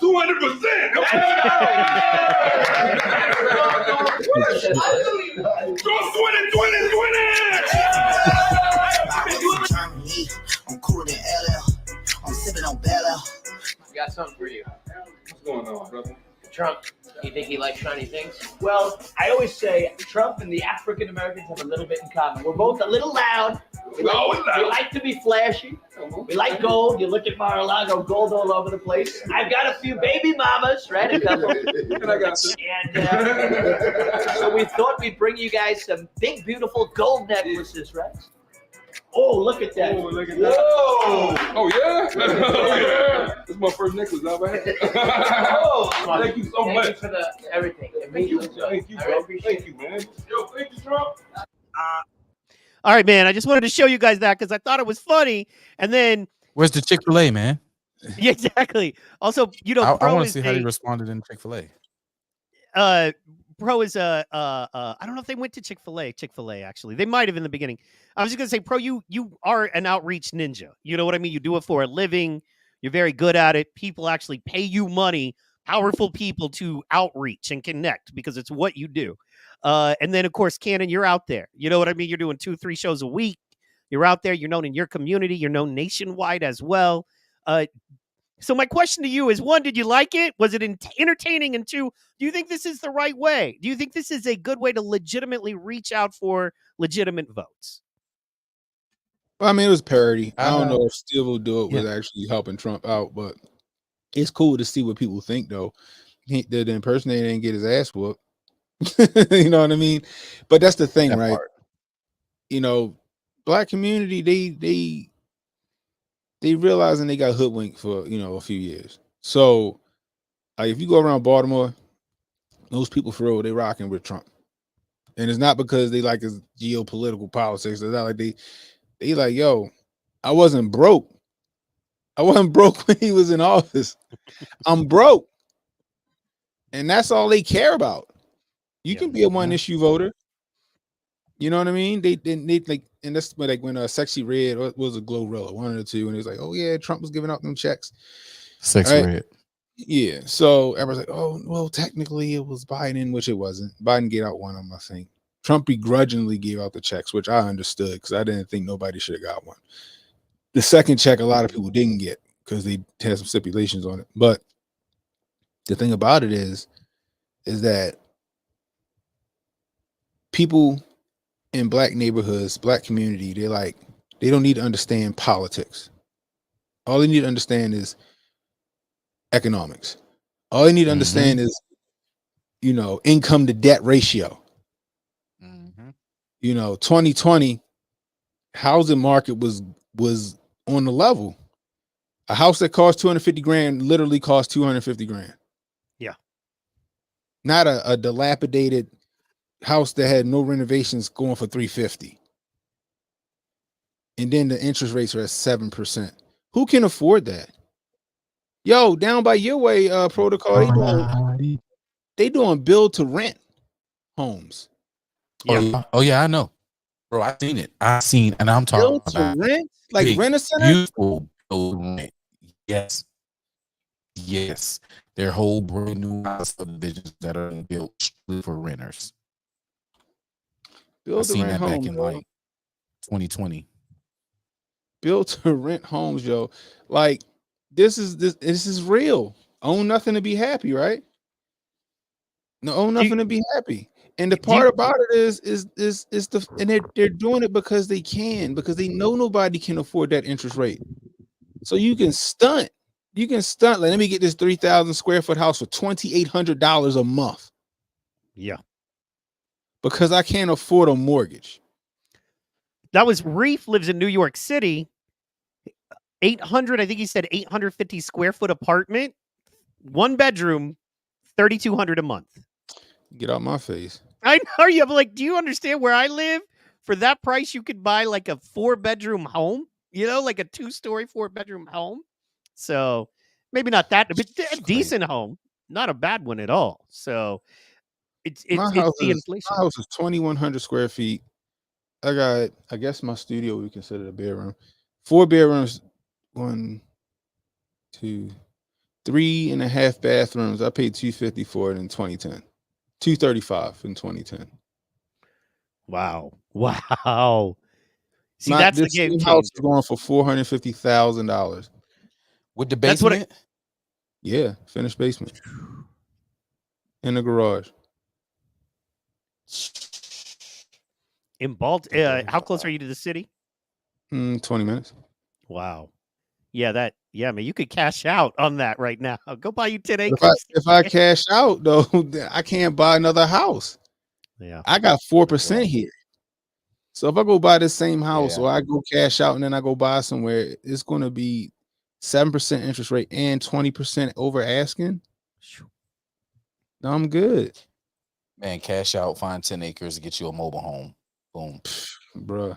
We'll build it. We'll all come help you build it. Maybe when my daughter go to college, we'll see. But I was talking to the wife about going to Oklahoma. It's a cool spot, man. Shout out So me check and Jay out, right here.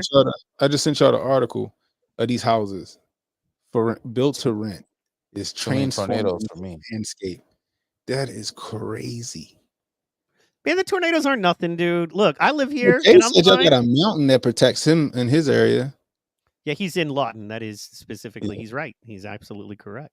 But the problem though is where he's at. If a tornado does come, it ain't going nowhere because of the mountain. You know what I'm saying? No, just bounce it back in. Stand in the bowl. Yeah, exactly. It doesn't. Yeah. So, that's the tricky part. Built to rent is transforming the landscape.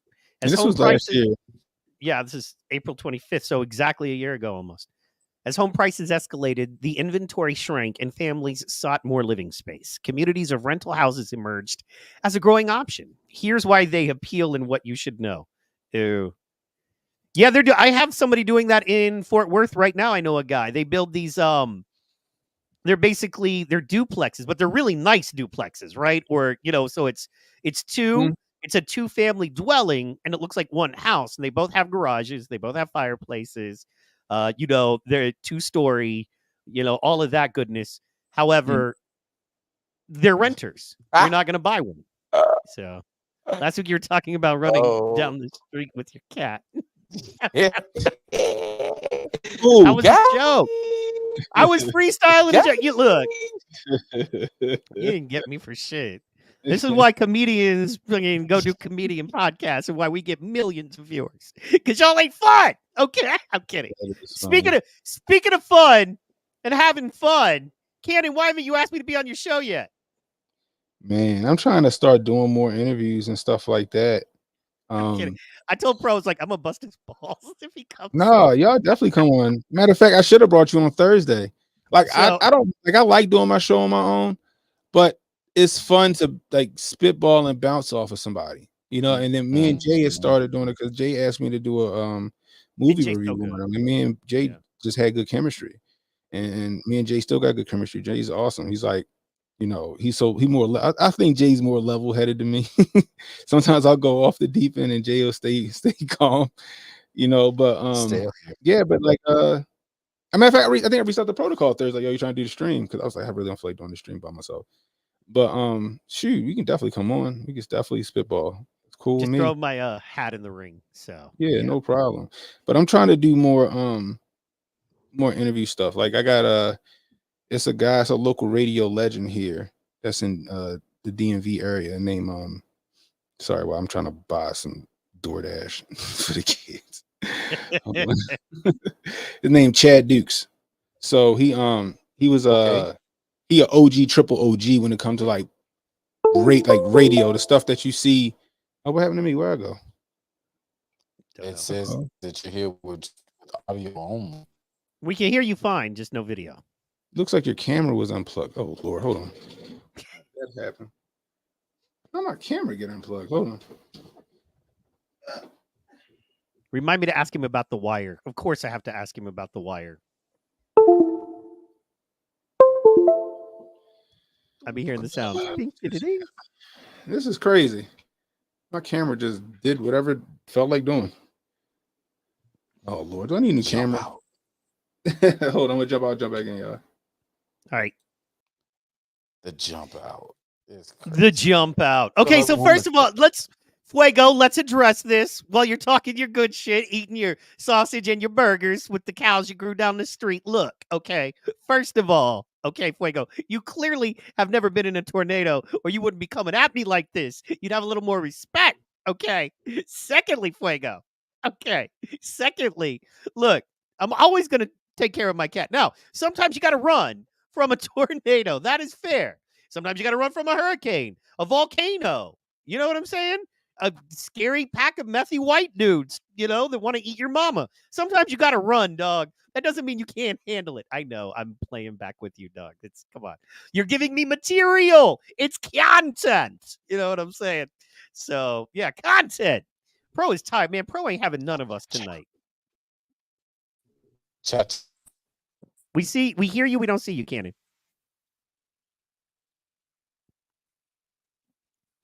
You still there, Pro?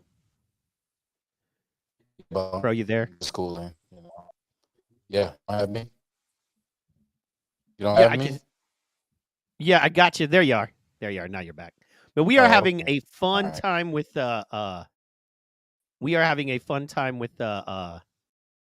technical fun shit tonight. Yeah, technology is it's the 555, you know what I'm saying? Right. Well, it makes me feel good to know it's not me. You remember the first few episodes, man, I was having problem after problem after problem. So, it's not, there he is. Pew, pew, pew, pew, ladies and gentlemen. I don't know what happened, but yeah. Am I back? Yes, you are. Yeah, you good. So I got a question. We're just going to keep it right. And I got a question I got to ask you, not necessarily politics or anything.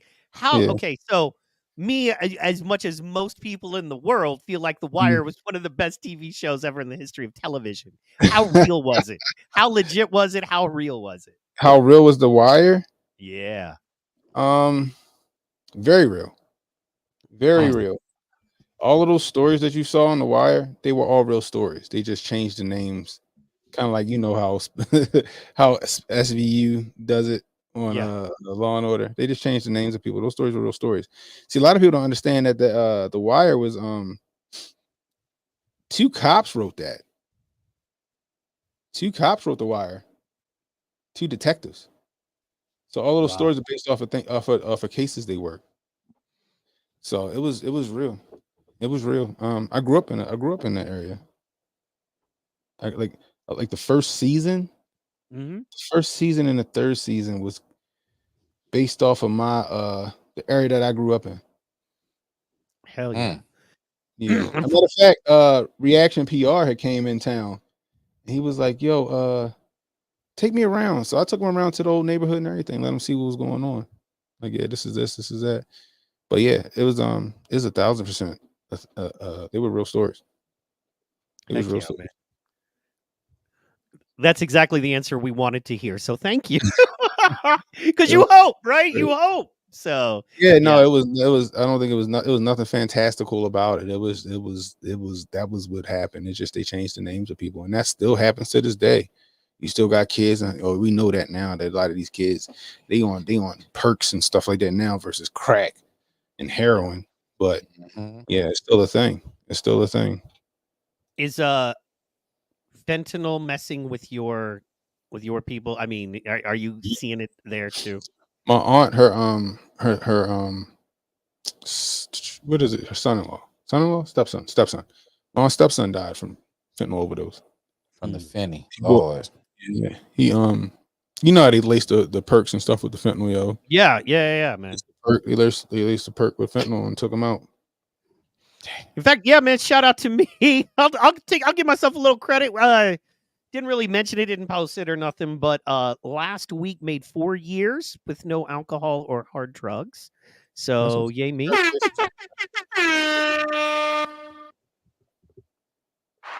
know what I mean? It's just it's crazy. It's crazy to see because like these kids be out here, they be on everything.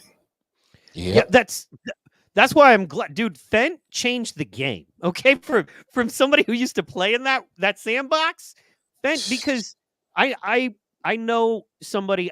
Did not know them personally. Like I'd met them once, but it was a very good friend of a friend.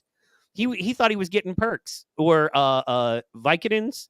He thought he was getting just, hey, this guy has a script. I don't have a script. I'm buying some pills from him. And it was like 6 pills. It was like $60, 6 pills. It wasn't like he was trying to like do a drug deal. The dude was trying to just, get some pills. And there was fent. Somehow there was fent in those pills and it killed him, man. And it's like, wow. You know what I mean? Like that's a huge deal going on right now that, once again, like a lot of stuff they're just not covering. the way I think they should be. But I was wondering about Baltimore, if things were affecting you there. Similarly, what would you say is affecting Baltimore in a way that maybe, folks around the world, around the country may not know, that is not being covered on a national level? Of course, will the boat thing, but that is clearly being covered. But what's happening? What's affecting your community and your city that we should know about, that we may not? Ain't nothing no different. The violent crime around here is crazy. Violent crime is nuts. It's through the roof. They keep saying that it's down. I'm like, I don't know what you talking about. I was gonna say, see, I heard that way down. So like 20%, they said. I doubt that. They fudging some numbers. Stuff. Especially like I said, you got matter of fact, shoot, I'll send you the video because it's a like I said, there's a neighborhood. It's like an affluent, neighborhood. It's one of them gentrified neighborhoods, and them people was tripping. They like, yo, this is nuts, and we hate it. Like, I don't know what they talking about. Crime is up. Here you go. Let me send this to you real quick.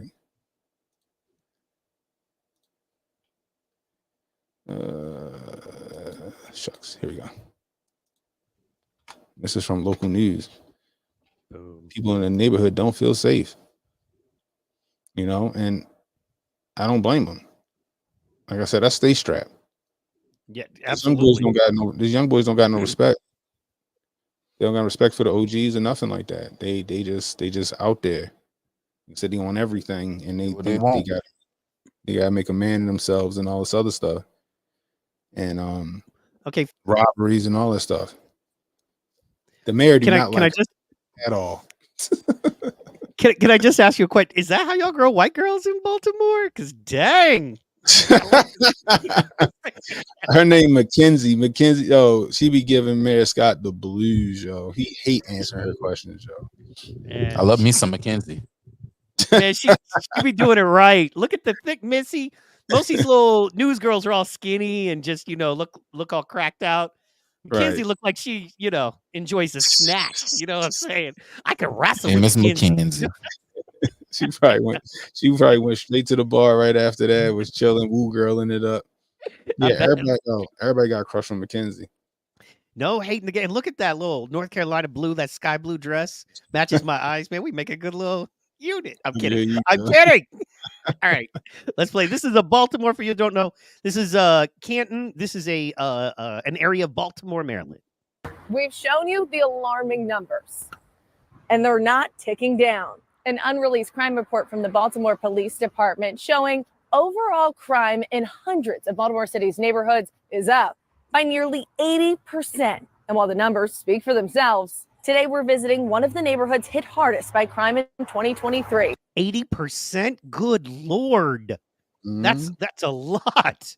And setting down the Fox 45 soapbox to raise the voices of those affected by the numbers. It's dangerous. You don't feel safe. I think you feel the fear more than anything. And it didn't take long to find them. My car was broken into not too long ago. I've seen people get robbed in broad daylight. There's been 2 gun shootings in my neighborhood. It was scary. Didn't feel safe. I wanted to leave the city after that. The most significant increase, auto thefts, up 472%, and carjackings up 17%, putting drivers on edge. It's unsettling, to know that that's so local. It makes me feel not safe to drive around the city. It seems like predominantly Hey, pause this. most of that crime is kids. They need to make sure that. I just want to say that them and this soapbox idea, yo, that shit is lit. Yeah. Yes, it is, bro. That shit is lit. That's some hellified media marketing right there, bro. Shit, yeah. I love that. You know what? I ain't gonna lie. I'm not gonna tweet burglar, but I'm definitely about to burglarize that. Somebody get the meme. Get the meme, bro. I'm taking it. This is great. I saw that. I said, yo, that's a good idea. When he start doing that? Yeah, man. That shit is lit. That is nice. Nice. Get me Mike. Get me my money. That's what I'm talking about. See, that's why that's Ari Gold right there. You feel me? You see, he on the phone. He's like, yo, I don't care how you do it. Get the money, cut the check, and I'm done. Click. That's how Ari does it. That was literally a business call. First of all, Calling me at 8:30 p.m. my time on a Sunday night for business. I don't you're not a good businessman unless we've decided we got to talk today about something. Secondly, if you don't know I'm live right now, screw you. Okay? This is what I do. Rumble on Rumble is like the biggest thing in my life. You know what I mean? What are you doing Ask to me? your question in the chat, gosh dang it. Exactly. Exactly. Fuego said McKenzie been to Chick-fil-A and I agree. You know what I'm saying? She looked like she's enjoyed a chicken or two in her time. So we'll get back She to it. Sorry definitely about has that. some dream cream. That the people are held accountable. All the windows are broke on the street, like on the cars and stuff. It's insane. And it's not just their cars. A 56% increase in She likes burglaries pointing and up. 65% increase in robberies have some second guessing if it's even safe to leave their homes. This used to be a safe area. And now I'm just, I'm running to my car at night. I keep my head on a swivel. Also rising, property crimes by 76% and violent crime by 17%. People don't want to move here when they hear about those crimes, and that people who do live here will want to move out. This new data coming at a time that city leaders continue to tout a reduction in violent crime citywide. This is something that we all can be proud of as The effects Baltimore. on these A local 24% reduction in homicides this year and a 16% reduction in non-fatal shootings. But in Canton, the numbers and the residents here telling a different story. I feel like the mayor or government should do something about it. The mayor definitely should be held responsible for this. Rebecca Pryor. It's getting worse.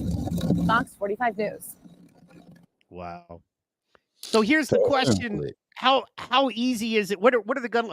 Okay, so where I live is open carry. I can go to Target or Walmart right now. They do a check. I don't have any crimes. I walk out with a gun. Biggest gun I want and all the bullets I can hold, right? I can bring a bag and buy 10 guns. There's right? No limit. So so that's Oklahoma. I know Georgia is a little more relaxed than like say New York. I think you just have to have a permit, pro. What? We're Here in open Maryland? carry now. You're open carry in Georgia? Hell yeah, I'm Yes. bringing my heat. I'm bringing my heat when I come visit. Meanwhile, Baltimore We've always been open carry. Baltimore is you got the mayor and the governor fighting against carry, period, full stop. The governor tried to pass a law called "Can't Carry Anywhere." Well, that's what they deemed the name of it, but basically you can't carry anywhere. So if I took my gun out and I went to Walmart and I got caught with my gun in Walmart, they try to give me a felony. If I went to the movies, I'm gonna get a felony. If I went to Applebee's, I'm gonna get a felony. Because that's what they was trying to do, because that was their way of combating the Supreme Court decision for shall issue. It failed. It got Maryland shall issue, and I think the NRA went after that, and it got shut down. It got shut down in Maryland. So people who got their carry permit, they can carry now wherever, right? However, in order to get your carry permit, 16-hour class. Who got time to do a 16-hour class to go carry a gun? Who got time for that? That's how they deter you from getting one. Then if you wanted to buy a handgun, not a long gun, but a handgun, you have to do a 4-hour class just to get a permit to buy a handgun, which they just shot down in Maryland too, because it's like all you're doing is just trying to prohibit people from getting guns. That's what you're doing. It's not stopping them from getting it. It's just you're trying to delay it. And what's the point? Throw that shit out. So people got to take off of work to do a 16-hour class. You know what I mean? Yeah. Then after you do the class, the state police might give you your permit. They might give you your permit because they do a background check on you like you about to go work for them. That's such BS. Calling all the references. Yeah, it's a lot to get a permit here in Maryland. So people just don't. Okay, so I'm sure there are kind of like where I like to hang out even in Oklahoma City, Tulsa. You have these, Dallas for sure. I like to call them your on edge neighborhoods, your little districts. Like you got an arts district. There's one here called the Plaza District, and it's right on the edge of the bad neighborhood. But you've got great restaurants and some bars and live music. They're always right on the edge of the downtown or whatever, right? So in places like that, my thought is this, okay? If you got a place and you're like, oh, I might go, I might not go, I don't know, because there are criminals and crime is up 80%, as the lady just said. If you had a dude like Cannon walking in, strap on his side, you would feel so much safer. And if I, as a criminal, walked into a place trying to cause trouble and I saw you there with a piece strapped on your side, I would go somewhere else. I would turn right around, right? And even me, I'm not as big as you, but if I got a piece on my side, ain't no criminal safe, you know? But So that's the thing, right? So I would be the target.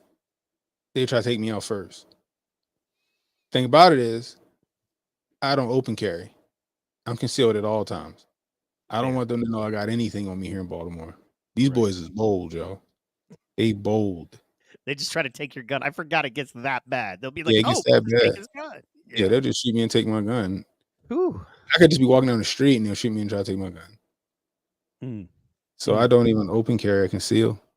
Keep my head on a swivel at all times.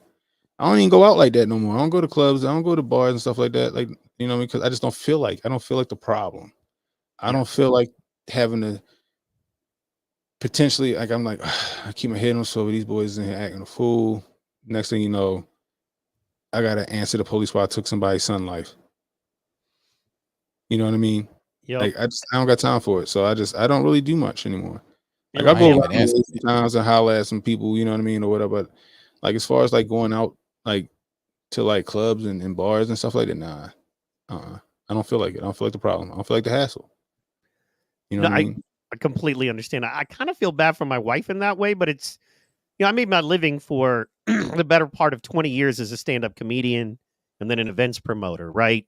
So I was telling somebody this. I did a party last weekend. Last weekend was very busy. I did a big Friday night and then a Saturday night festival event that I actually, you know, performed at. And I was telling somebody at that party, I was like, your good time is my job. So I want you to have a good time. If you're having a good time, I've done my job. But this is my job. Going out is my job. Making sure you're happy and you got your drinks and the show is flowing well and everybody's laughing and they got their money's worth. That's my job. So I don't like to go out for that reason because I feel like I'm working. Or if I go to a restaurant and like I can see the chain is fucked up from the waiter to the kitchen to the manager, I'm like, I want to go fix that, right? Or you know, people, I'll be like, you can sit right there. It's fine. I want to help people. And that's plus, one of the reasons why. That's one of the reasons why. Another reason why I don't like going out. I was a bouncer. For a couple of years. I can see that. And in bar, I'm not bouncing at these nice clubs where you just sitting there looking pretty with your shoes on to get a check. I'm in the hood bouncing. You got on t-shirts and jeans. I got on BDUs and some beat up boots because I know I'm fighting tonight. Yeah. I know I'm the dudes that want to fight the bouncer. Like they go to the club with the plan of fighting the bouncer kind of clubs. Yes. Or just they know they're going. So for example, right, I used to bounce in. If anybody from Baltimore see this stream, everybody know what the half mile track is. This is spot over there in off of in Irvington off of Frederick Road. Is where the Stop Snitching tape originated at. So that'll give you some kind of, you know, idea how that neighborhood is. So I'm over there. One of my homeboys from high school was like, yo, you know, come do some security with me. I'm like, all right, cool. What's up? You know, little $100 a night. You know what I mean? I was in school. You know, my daughter was coming. I'm like, I need a couple extra bucks. You know, work Friday, Saturday night. It's a quick 200. You know what I mean? Back then, 200. It went a little ways. You know what I mean? On top of the regular check. But that's legit money. Yeah. So one club called Internationals got shut down because the police was looking for somebody. The vice cops was out looking for somebody. These dudes was out back of the club smoking, and that club was notorious for just letting dudes in with their strap. Right? Police come down the alley, startle the dudes. They shot at the police.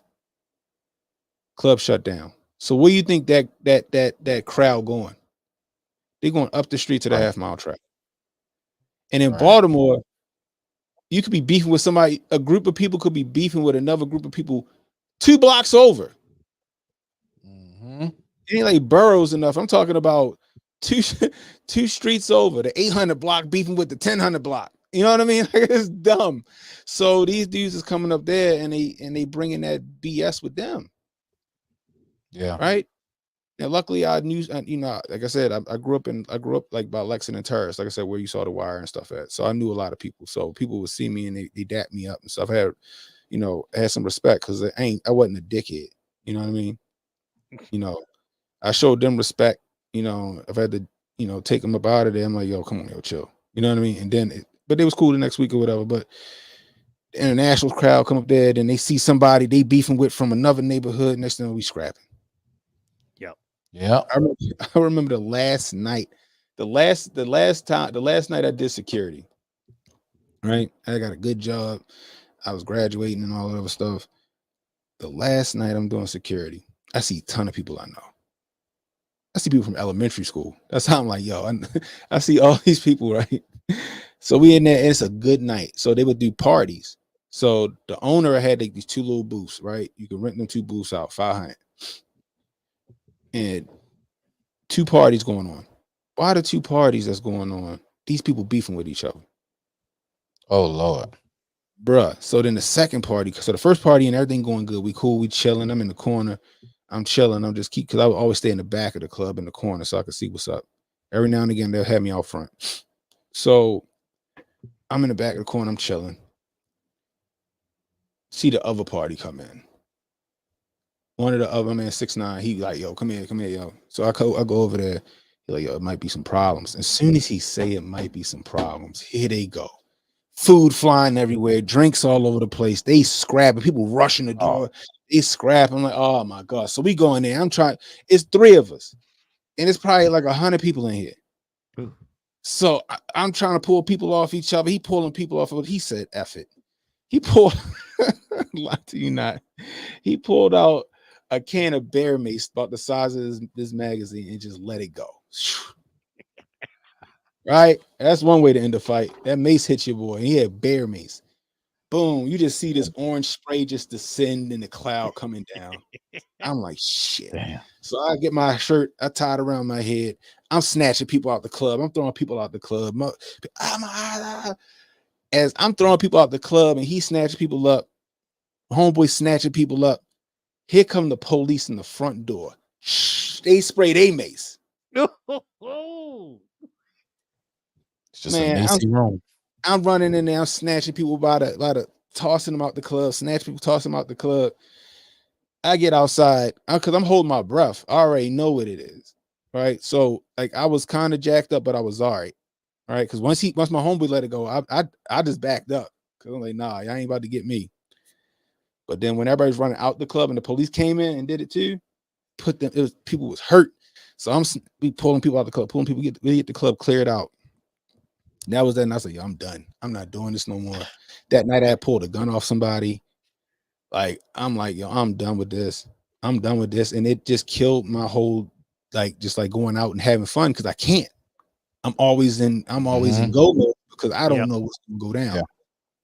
You know what I mean? That's how I feel. Yeah, that's how I feel when I go to clubs and parties and stuff. I gotta be in the DJ booth or in the VIP. I don't want to do nothing else. Yeah, and I need an exit that I can get to if I need to quickly. Yeah, the DJ was cool as ever. He had his own entrance and exit, so he was behind glass. So he was shooting like plexiglass, like corner store plexiglass. Like if somebody put a shot to it ain't hitting them. Right. That's how you know you were working in a hood club, dude. Just so you know, that's how you know you were working in a rough spot.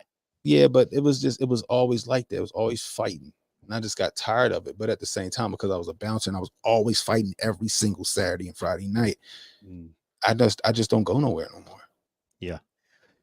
Man, hey, look, I make no bones about this. I actually talk about it in my comedy act, but literally one of my favorite things to do is order a pizza, me and my wife, and pick out some movies, or especially if a good UFC fight is on. Saturday night, you know what I mean? We're eating Domino's pizza and watching a UFC fight or a movie we picked out. And I'm happy. I'm like, it's so funny. I spent so many years at the clubs and I felt so special because I was in VIP. I was performing or managing or booking a lot of this stuff.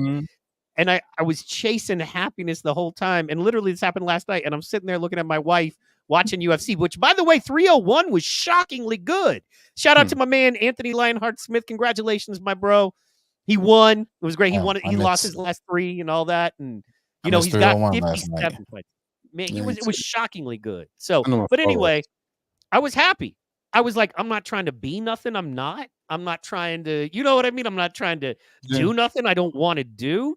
I'm just enjoying myself with somebody who likes me and, loves me and I love them back. So there you go. I understand, man. I completely understand. So, But like, yeah. it's crazy here in the city. Like, for example, one of the guys that did security with me, right? Mhm. I remember Yo came to the club one night. I was like, yo, I forgot his name. Sad, sad myself, I forgot his name. I had met him doing the job, but he came in there all lumped up. I'm like, what happened to you? The knockers got me. Bitch ass knockers got me. That's what we call narcotics cops.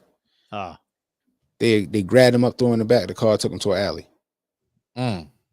And he said he took him out and they was holding him. He said one of them broke his hand on his head. He went to punch him and he went like this and he broke his hand on top of his head. They called him a bitch. And then they just whooped his ass and then dropped him back off where he was at. You know what I mean? But he got taken out when I was working. Like one day they had a picture up. Like I think I missed like 2 weeks and they had a picture up of him. I'm like, what happened? Man, he was out and somebody robbed him mask off. I said, dang. And a lot of people don't understand what that mean, right? So like when you'll go to like like for example, right? When I was getting my gun permit for Utah, they said, well, if somebody comes up to you and they ask for your wallet, just give them your wallet and just let them. Like that's not how it work here. I said, somebody rob you mask off, you got more of a chance to survive and fighting them than just giving the wallet. Because he's gonna shoot you anyway because you've seen his face. So like he got taken out with mask off. You know what I mean? So that's what I tell people all the time. Somebody rob you mask off, you can see his face and they robbed you. You got a better chance to survive in that encounter if you fight. Yeah. Because if you can see their face, you can identify them. They can't let you identify them. You know what I mean? Like I said, Baltimore a wild place, y'all. A lot of people think that The Wire is fiction. It is not fiction. Some people think that they be overhyping Baltimore as far as like the crime here, and they not. They not. Just gonna tell you that. The story we get, right, is that after The Wire and all that and Baltimore got attention and lots of eyes on it, the crime went down. People came in to fix this stuff, because it's a beautiful city with a lot of great history. It's an amazing city when you look at it like that. So, it is. And that's what we heard. And then, like the mayor the other day, crime is down 24%, and then the news is like, no, it's up 80%. Oh my gosh, That's man! why he hate. I told you he hate answering her questions because she always give him the blues. He hate it. He was like, man, here go Mackenzie again with her shit. But they're right, and it's annoying. And like I said, that part of town, that's what you were talking about, that artsy part of town. That's the part of town that used to be like, but then they Under Armour come through. You got Johns Hopkins building it up. I said it on the I forgot. I think I might have tweeted it. I might have said it in the stream. Anywhere where you see white folks running and jogging and walking their dog, it's not the hood no more. It's been gentrified, right? It's been gentrified. And that's one of those areas, right? Where the houses went from $60,000 to about $500,000-$600,000 for a house. You know what I mean? It's a beautiful area, and you got that crime down there. They had a woman on somebody's ring camera getting beat up, and he took all her stuff. She was coming from her car to her house. Some boys walked up on her, beat her up, took all her stuff. The deputy commissioner got robbed. The deputy commissioner got robbed his first week in Baltimore, him and his wife. The deputy commissioner. Good night. That's the police. That's the police. Damn. Wow. So, why are you staying? Why are you staying there? Because I'm married. That's fair. The wife don't want to go nowhere. She want to stay here because this is where her family is. And I understand. You know what I mean? My family here too, but me, I'm like, no, if my family want to see me, they can catch a flight. They got money. Come see me. Yeah. Yeah. You know what I mean? Well, but her family here and she don't want to leave. So it's like, okay. Now it might be easier to get her to go now. However, everything expensive. Like right now, it's like we got to chill and stay where we at for right now. And shout out to your wife. I got to meet her at the Grifties. Me and Pro, both wonderful lady. Man, you scored. It's like I got a great one. You know what I mean? So yeah. What's that on the screen? Oh, that's homes in the Oklahoma City area for $400,000. Weird. What, Kenny? We were literally looking at the houses in Oklahoma. We was looking at Lawton. We was actually looking out by Jay.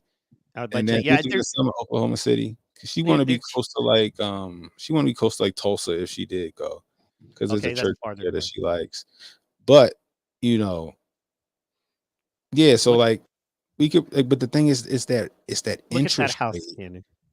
It's a beautiful house. I love ranchers, but it's the interest rate. It's the interest rate that's it prohibits me from like just wanting to go ahead and dip. You know what I mean? That's fair. That's fair. Want something a little more city? You know what I mean? 10th. Yeah. Like that's her speed right there. Yeah. You know what I mean? With some character to it. No, it looks a little Baltimore-ish, yeah. Look at that. Yeah, it do. It looks like my uncle has a house that looks just like, or he owned a house that looked just like that. It's beautiful. You know I'm deep in real estate here. I can get you stuff like this cheaper than what they're asking, dude. I'm deep in. I produce a real estate podcast for a local realtor company here. So yeah, man. And then, but the other thing is she wants our daughter to finish school here. I'm like, we could take Hunter and roll once Zoe go to school. Zoe want to go down to Clark. And I said, well, you better find something worth going to school for if you're going down Clark. I don't know how much that's going to cost. Hope you get a scholarship. You know what I mean? But yeah. But but it's right now. It's just like it's trying to get her comfortable with leaving because this is all she know. Understood. I get it, man. I mean, I both our careers, we could leave and go wherever. So exactly. Yeah. Cannon's lined up with the real estate. Does Jay do real estate too? I know he does insurance, and I know he does collectibles. But he does. He's big with the tax sales. Oh, okay. There you go. Jay, he made a whole song. You didn't hear his tax sale song? No, I need to be a bigger fan of Jay. My bad.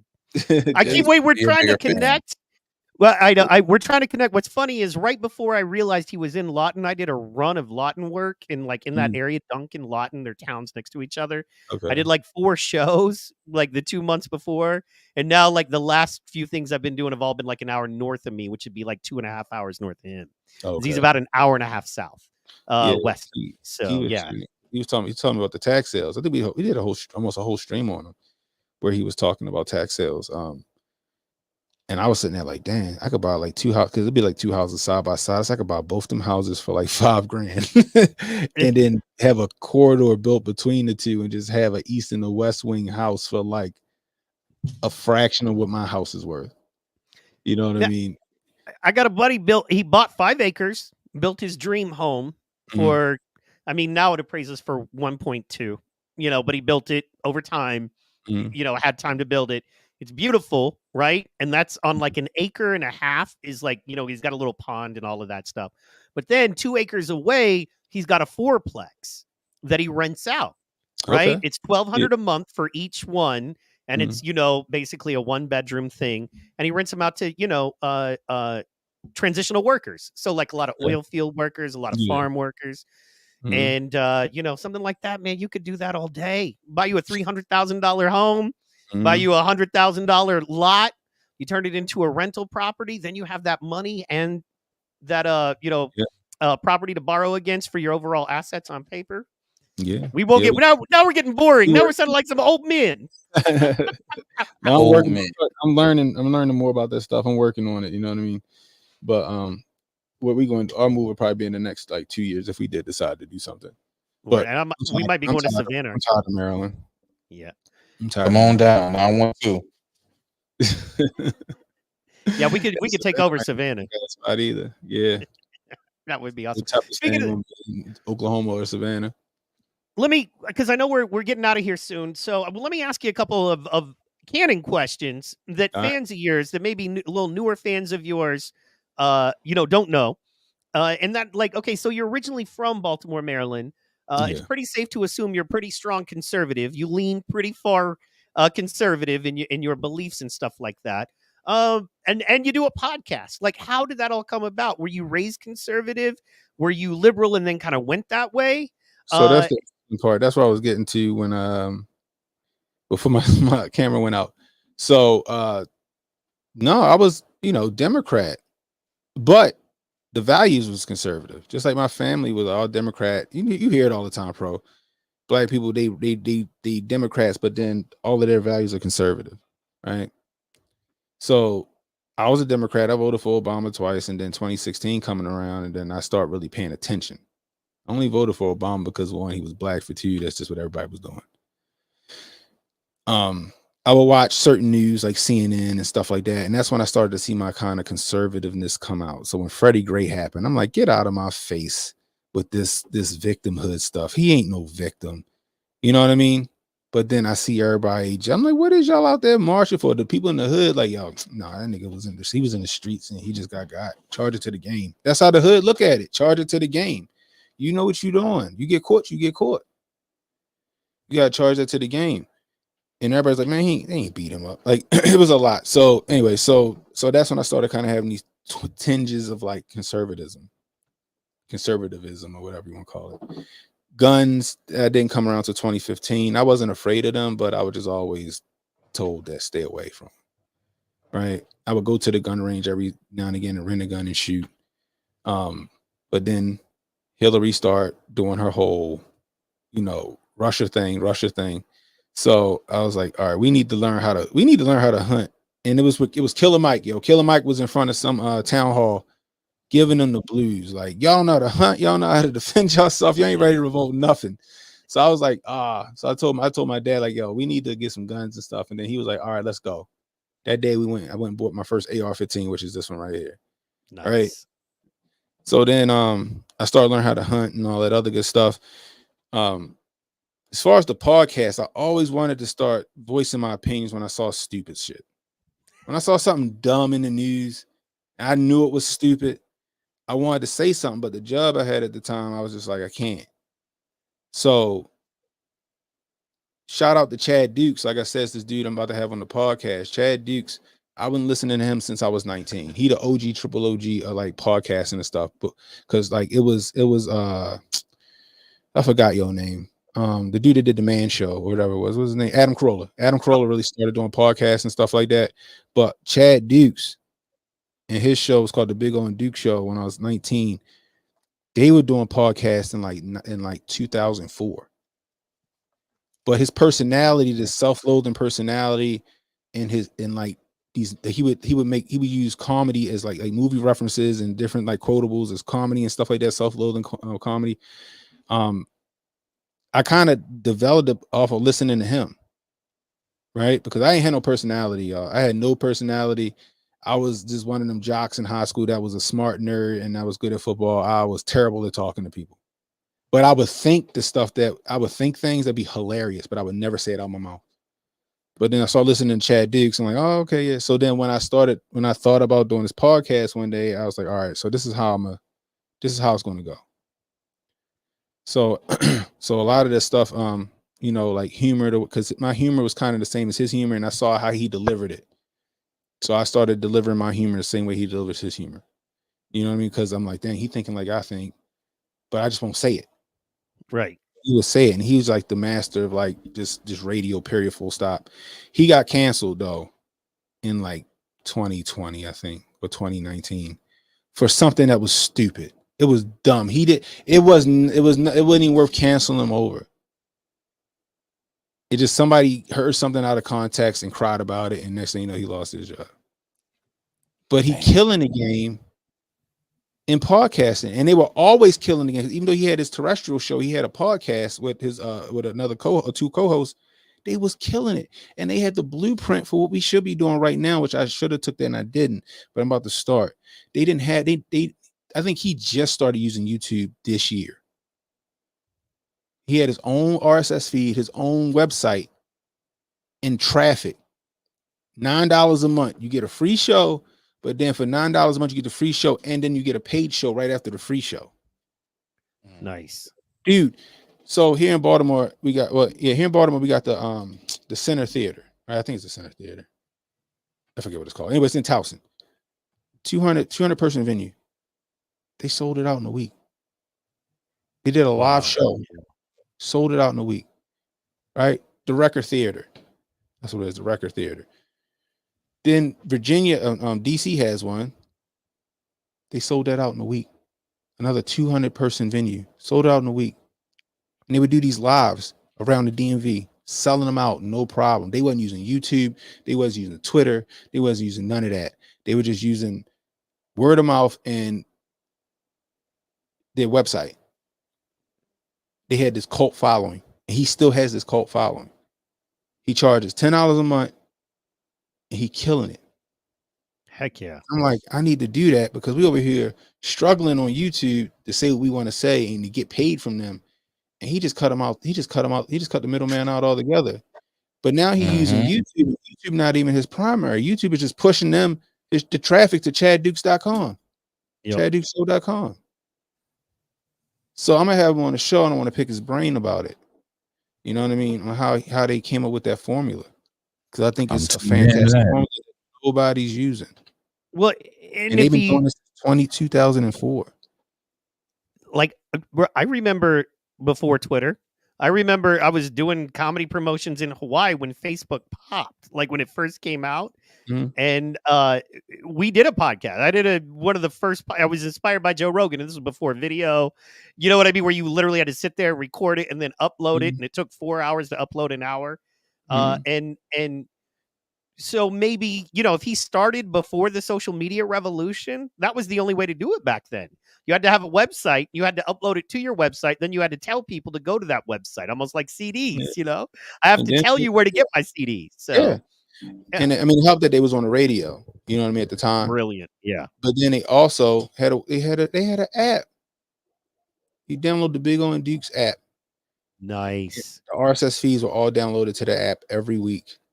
It had a way to log in for the subscription, and people paid $9.99 a month to get 2 shows a week. One was a free show, and the other one was the paid show. So the free show was no cussing, the paid show was cussing and all that other stuff, the good content. You know what I mean? And then they had other shows on that show. So I mean on that website or the app.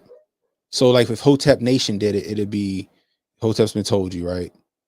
And let's say Best of the Internet. So you get Best of the Internet as a premium, and you get Hotep's Been Told You as the free show, right? And then you get Canon Speaks as the free show, and then I don't know whatever I would decide to call a premium show. All that'll be included in the $10 a month. You know what I mean? Then we develop a website. Timcast is basically doing something very similar right now.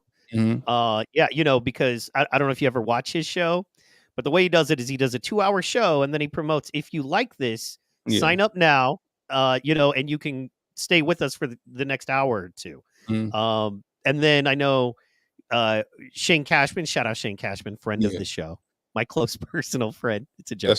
But yeah, he's my tight homie. Look, we kick it. You know what I'm saying? We eat hot dogs on Tuesdays. What? Watching baseball? Anyway, I'm kidding. He has a new show coming out that's going to be on the Timcast network, and that's what they're trying to build. And I, you know, actually talked to some of our folks about doing something like that. I was like, think about a you know, Gas Digital Network, by the way, to me is the blueprint for that. Just the straight blueprint. They've done it the best, I think. So, and then, you know, it's one thing I appreciate about you, Cannon, that I think, you know, one of my problems is everybody's like, you just got too much energy. Something's wrong with you. You got energy. And when I found out you were a Sam Tripoli fan, you know, a lot of what you were saying about your homeboy that you're going to have on, that's Sam Tripoli. A lot of who I am, like it or not, comes from, a lot of who you are comes from your influences. You know what I mean? If you listen to Slash, you hear Jimi Hendrix. If you know Jimi Hendrix, you just know that man sat in his room as a kid and listened to Jimi Hendrix records. Period. So, or and then you love when I first did the so before when I started, it wasn't just the streams. I started doing little 2-minute rants, pre-recorded videos, and it's another dude here in Baltimore, which he was the OG on YouTube named Hot Damn I Rock, right? And the way he delivered, right, because I got a monotone voice, so the way he would deliver, he would have the music in the background, and then he'd do his thing. So I'm like, dang, that makes sense. I got a monotone. Let me use music. And before, we didn't have all that copyright nonsense on YouTube, so he could use cool ass instrumentals. Me, I gotta find stuff. But so I was like, all right, I'm gonna do these 2-minute videos. I need people to pay attention. My voice is just ain't it. So I used the music and stuff like that and jump cuts and like he did and this and all this other stuff to so I adopted a lot of people's what you call what the young kids call it Riz. I got that Riz, baby. So, but it was but I put my own spin on it. Like I didn't want to completely Yeah. just bite. I'm like, all right, I'm gonna take this aspect and then I'm gonna put this aspect of me here, because my humor and stuff is mine. But I'm like, all right, this is a great idea. Let's put this here, and then we're going to see how it go. And it was going on Twitter for a really good time, and I was taking off on YouTube for a minute until I talked about the wrong people, and then it was a wrap. Tiny hats. No, not the tiny hats. Well, he is a tiny hat, I think, but the good doctor. Oh yeah. Yeah, Yeah. The man start Dr. talking about F. him. The man start talking about him as a rap. My channel just been trickling. After that, I was growing. I was doing well, and then boom, just stifled. Yeah, that's how it happens. I know Pro has lost a lot. How many channels have you lost, man? I've lost to Facebook. I've lost to Twitter. I've lost to Instagram. I lost another Facebook. I lost another Instagram. I lost another Twitter. So it's like 2, 2, and 2, or Dang. 3, 2, 2. Gee. Mm-hmm. And now And I'm the being work you have to do extremely to build that. Yeah. I'm Right. holding on by a thread right now. They might get us all out the paper for elections. I don't know how they're going to do this. Oh yeah, we out by November, bro. We're out by November. Let's believe that. TikTok bill. That TikTok bill. And okay, so the TikTok bill and the bill they just passed is how they're going to do it, I think. So. Oh yeah, I might have to go back through my catalog and start just pulling stuff off YouTube. Yeah, I recently invested in a terabyte, just a terabyte hard drive and just downloading all my podcasts onto it. And then other people's stuff that I want to have because there you go, man. You know what I mean? Because you might be sitting there with the old Nokia phone in the woods, using a solar charger, needing info. So yeah, exactly. That's awesome. Yeah, man. So, and you do amazing work. For everybody that hasn't checked it out yet, please listen to Cannon. Cannon, when do you go live? When can people hear you?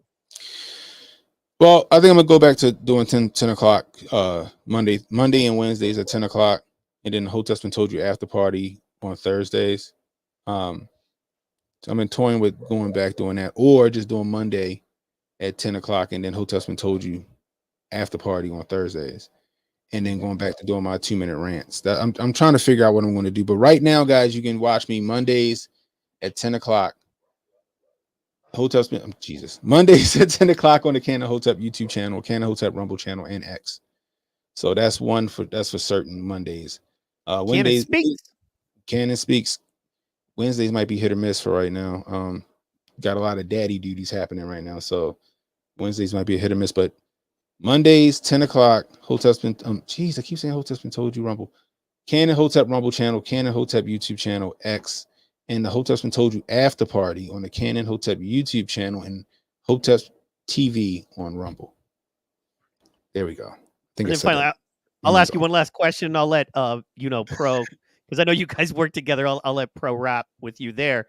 And then my final question for you is just what's next for you in the podcasting? We're in this space. I understand you're like, man, I'm houses and life and stuff, but in this space where your followers follow, your fans fan, what's next for you? What can we be looking for?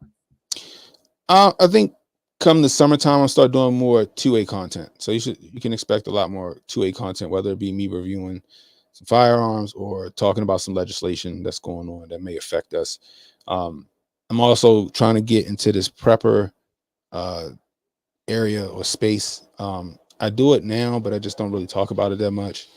But so you see me doing more prepper, maybe live streams with different people like Joe Dolio from the Council on Future Conflict. He got a few books on how to, survive, the end of the world. And then people like that, Just Josh, stuff like that. But probably gonna see more 2A content coming from my channel too. Heck yeah, I love that, man. And thank you so much for what you do. We genuinely appreciate it. And I think the 2-minute idea is brilliant right now. That is what is taken over. And I think people would want to hear you. And clearly, you put a lot of work into it, man. So, just a shout out from me. I'm a fan. I appreciate you. Appreciate everything you do. I love your chat. For those of you that may not know, so many chats are so brutal out there. You can enjoy a show and try to jump in the chat, and they're like, "We hate you," and you're like, "I'm sorry." The cool thing about Cannon's chat, especially the after, it's just like you're hanging out. It's literally like you went down to the local bar that you love where you play pool and you hang out with your homies, and that's where you all meet a couple times a week. You know what I mean? And Cannon's just kind of talking that shit that we're all interested in and like-minded on, cracking jokes, and you get to be a part of it. It's just really cool. I appreciate the way you do it, man, and everybody should check it out and listen. With that, I will stop and let my partner take over, and thank you for letting me overtalk, bro. So, yeah. But y'all get a show because you together, just so do it. You just do it so damn well. You just talk. You just talk. That's why we put you in front of the mic. That's why you host shows and shit, because you just talk. And I just spin music and talk sometimes while my partner talks, because he's good at talking. So now let me quit playing. Let me quit busting his balls. No Diddy. Ouch. No Diddy. Oh man, but appreciate you, Cannon, for sliding through, man. Especially with all the technical difficulties we've been having tonight. Yeah. And I'm tired. It's been a fucking long week. Who you telling, bro? Yeah. I already know. I seen you on Super Daddy duties, man. Happy birthday too. It's a little one. He's 10 now. Yeah, he's 10. He been living it up all weekend. HJ, hurry up with my flow, please. Gosh dang it. Right. Need me some flow and some Apex. Yeah, I don't. Yeah, shout out to Canyon Jr. Cannon Jr., the big 1-0. Pew pew pew pew. Yo, he thought he was the man yesterday with his live stream. You couldn't tell him nothing. Straight up. Yeah, I was in there with him for a little while. I was listening. I was working on my hot water heater, man. I said, boy, this weekend I've been jack of all trades, man. I've been out here doing the promo work, then coming to the house, man. I was flushing a hot water heater and messed around and the outside pipe bust, so I had to go and do my thug bizzle and be Mr. Plumber on it. And yeah, I was just listening to the stream while he was, doing his thing, and I'm out here working. I was like, yeah, man, that's what's up. So talk about somebody big who ups talk, on that. He can talk, boy. He won't stop. Yeah, speaking of that, I got to holler at AK, because you know how they said that the green room was getting spooky. AK was telling the story we need to tell on the stream. So I'm holler at AK if you want to talk about it. Well, I did a straight grandpa. I did a grandpa from The Simpsons in the green room, bro. Literally walked in, put my coat and my hat on the hat rack, turned around, grabbed my coat and my hat off the hat rack, and walked right back out the door, bro. It was lit. It was I didn't have a hat or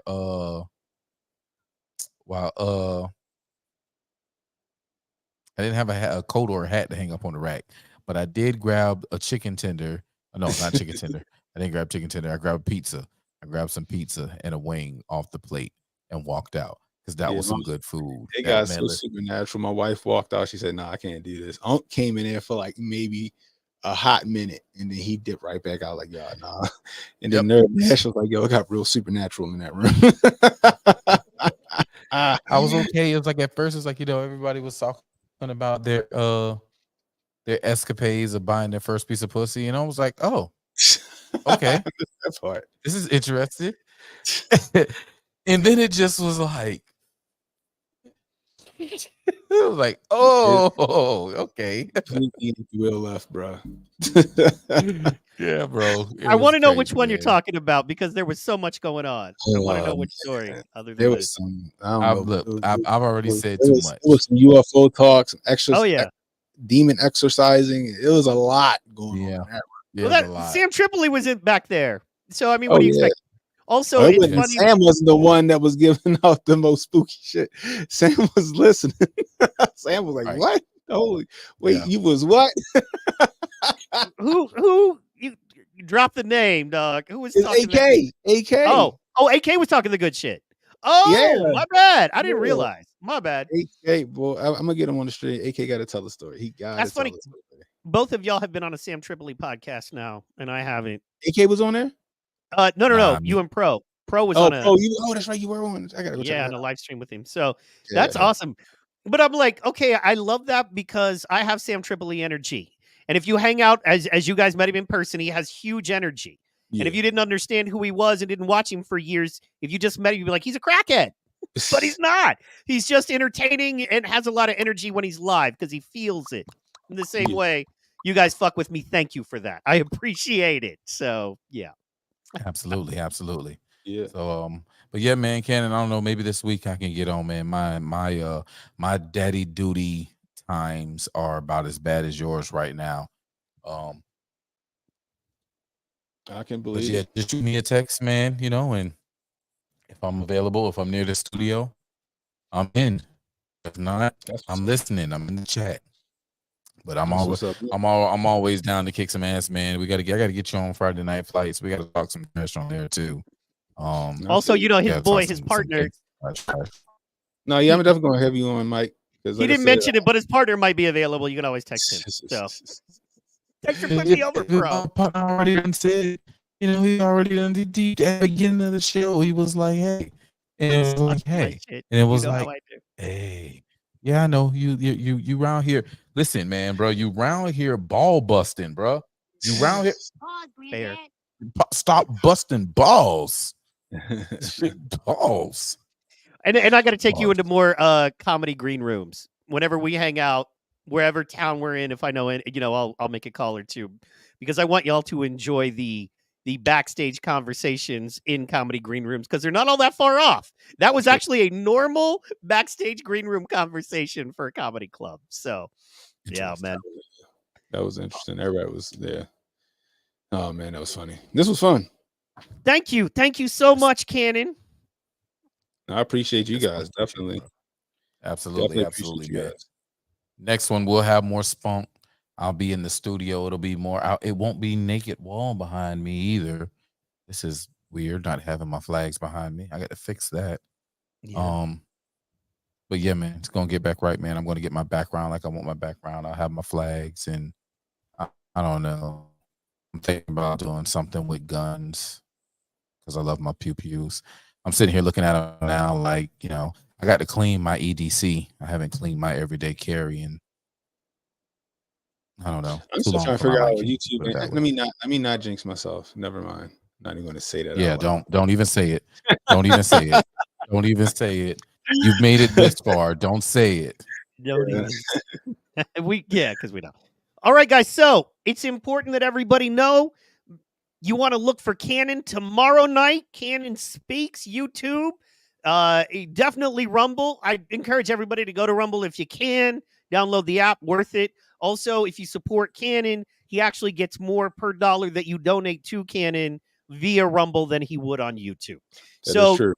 Monday night, Cannon. Tomorrow night, live, you got Cannon. Thursday night, you got the Hotep's Been Told You show. And then afterwards, same channel, Cannon, bam, rocking it again for you. He don't stop. It don't stop. Friday night. Oh, and then Tuesday night, you got my show, the PT Pod. It's fun. It's light. We don't really do politics as much. We talk about comedians, fighters, small business owners. I usually feature somebody fun, making it out there in the world, and we just kind of hang out. Then, of course, Thursday night, Hotep's Been Told You, and then the after party. Friday night flights with your man, Protocol, right there. It's an amazing show. He breaks down amazing stuff. Friday Night Flights. Oh, yeah. And then every Sunday night, as you know, it's us. We may have Bryson Gray on. We may have Shane Cashman on. We may have Cannon Hotep on. And it might be just me and Protocol with that original recipe, dropping the knowledge and the science on you while talking a healthy amount of snack. Guys, right. Thank you so much for tuning in. What do you want to leave the people with, Pro? Man, get on the damn stool, bro.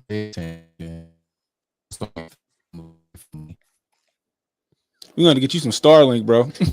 Yeah. Before you get anything else, man, get some internet.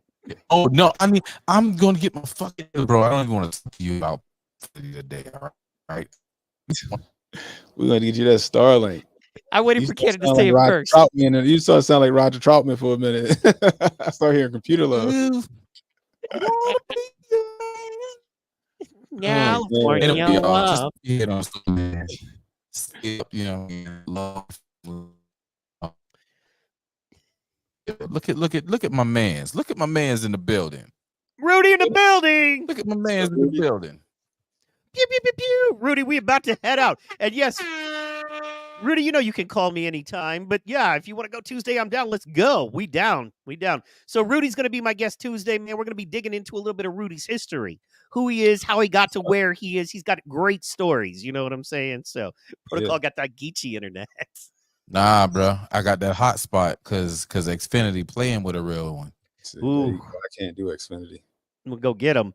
They too busy no sponsoring choice. NASCARs. All right, y'all. I want to thank you so much. Cannon, you're the man. It is a true pleasure and honor to have you on just because you're good at what you do, man. And you are the next generation, man. And much like Pro, it's just important that we feature folks like you. You know what I mean? So, yeah. He says, when you're in Virginia Beach, hit up I'm be there for a whole week, and I ain't about to be sitting there watching little girls dance on the stage all day. Pause. Right. Way to go with the thumbs up. No Weinstein. Epstein. And guys, if you had a good night, yeah. I hate that. It's like, because 9 out of it's gotta be a kid toucher in the crowd doing those things. It's gotta be. I be on the look like not everybody here's got a kid here. Bro, there's a whole show about little kids doing like pageants. Yeah, I don't like them. These are dressed up provocatively and stuff. Have you seen the dudes? There are like grown men with no families, like judging these things. Yeah. Like, why would you let a man with no family within 1,000 feet of that? I don't, anyway, that's a whole nother. There's a whole nother show. All right, guys, thank you so much. We are 2:31. We are a minute over. Cannon, you are the man. Pro, you already know, dog. So I want to thank you guys so much. Tomorrow night, look for the chat. Jump in the chat on Cannon Show. I'll be there. Pro will be there. We'll say hi back to you. And we will see you tomorrow night on Cannon Show. Thank you guys so much for tuning in. Bye-bye. Bye-bye.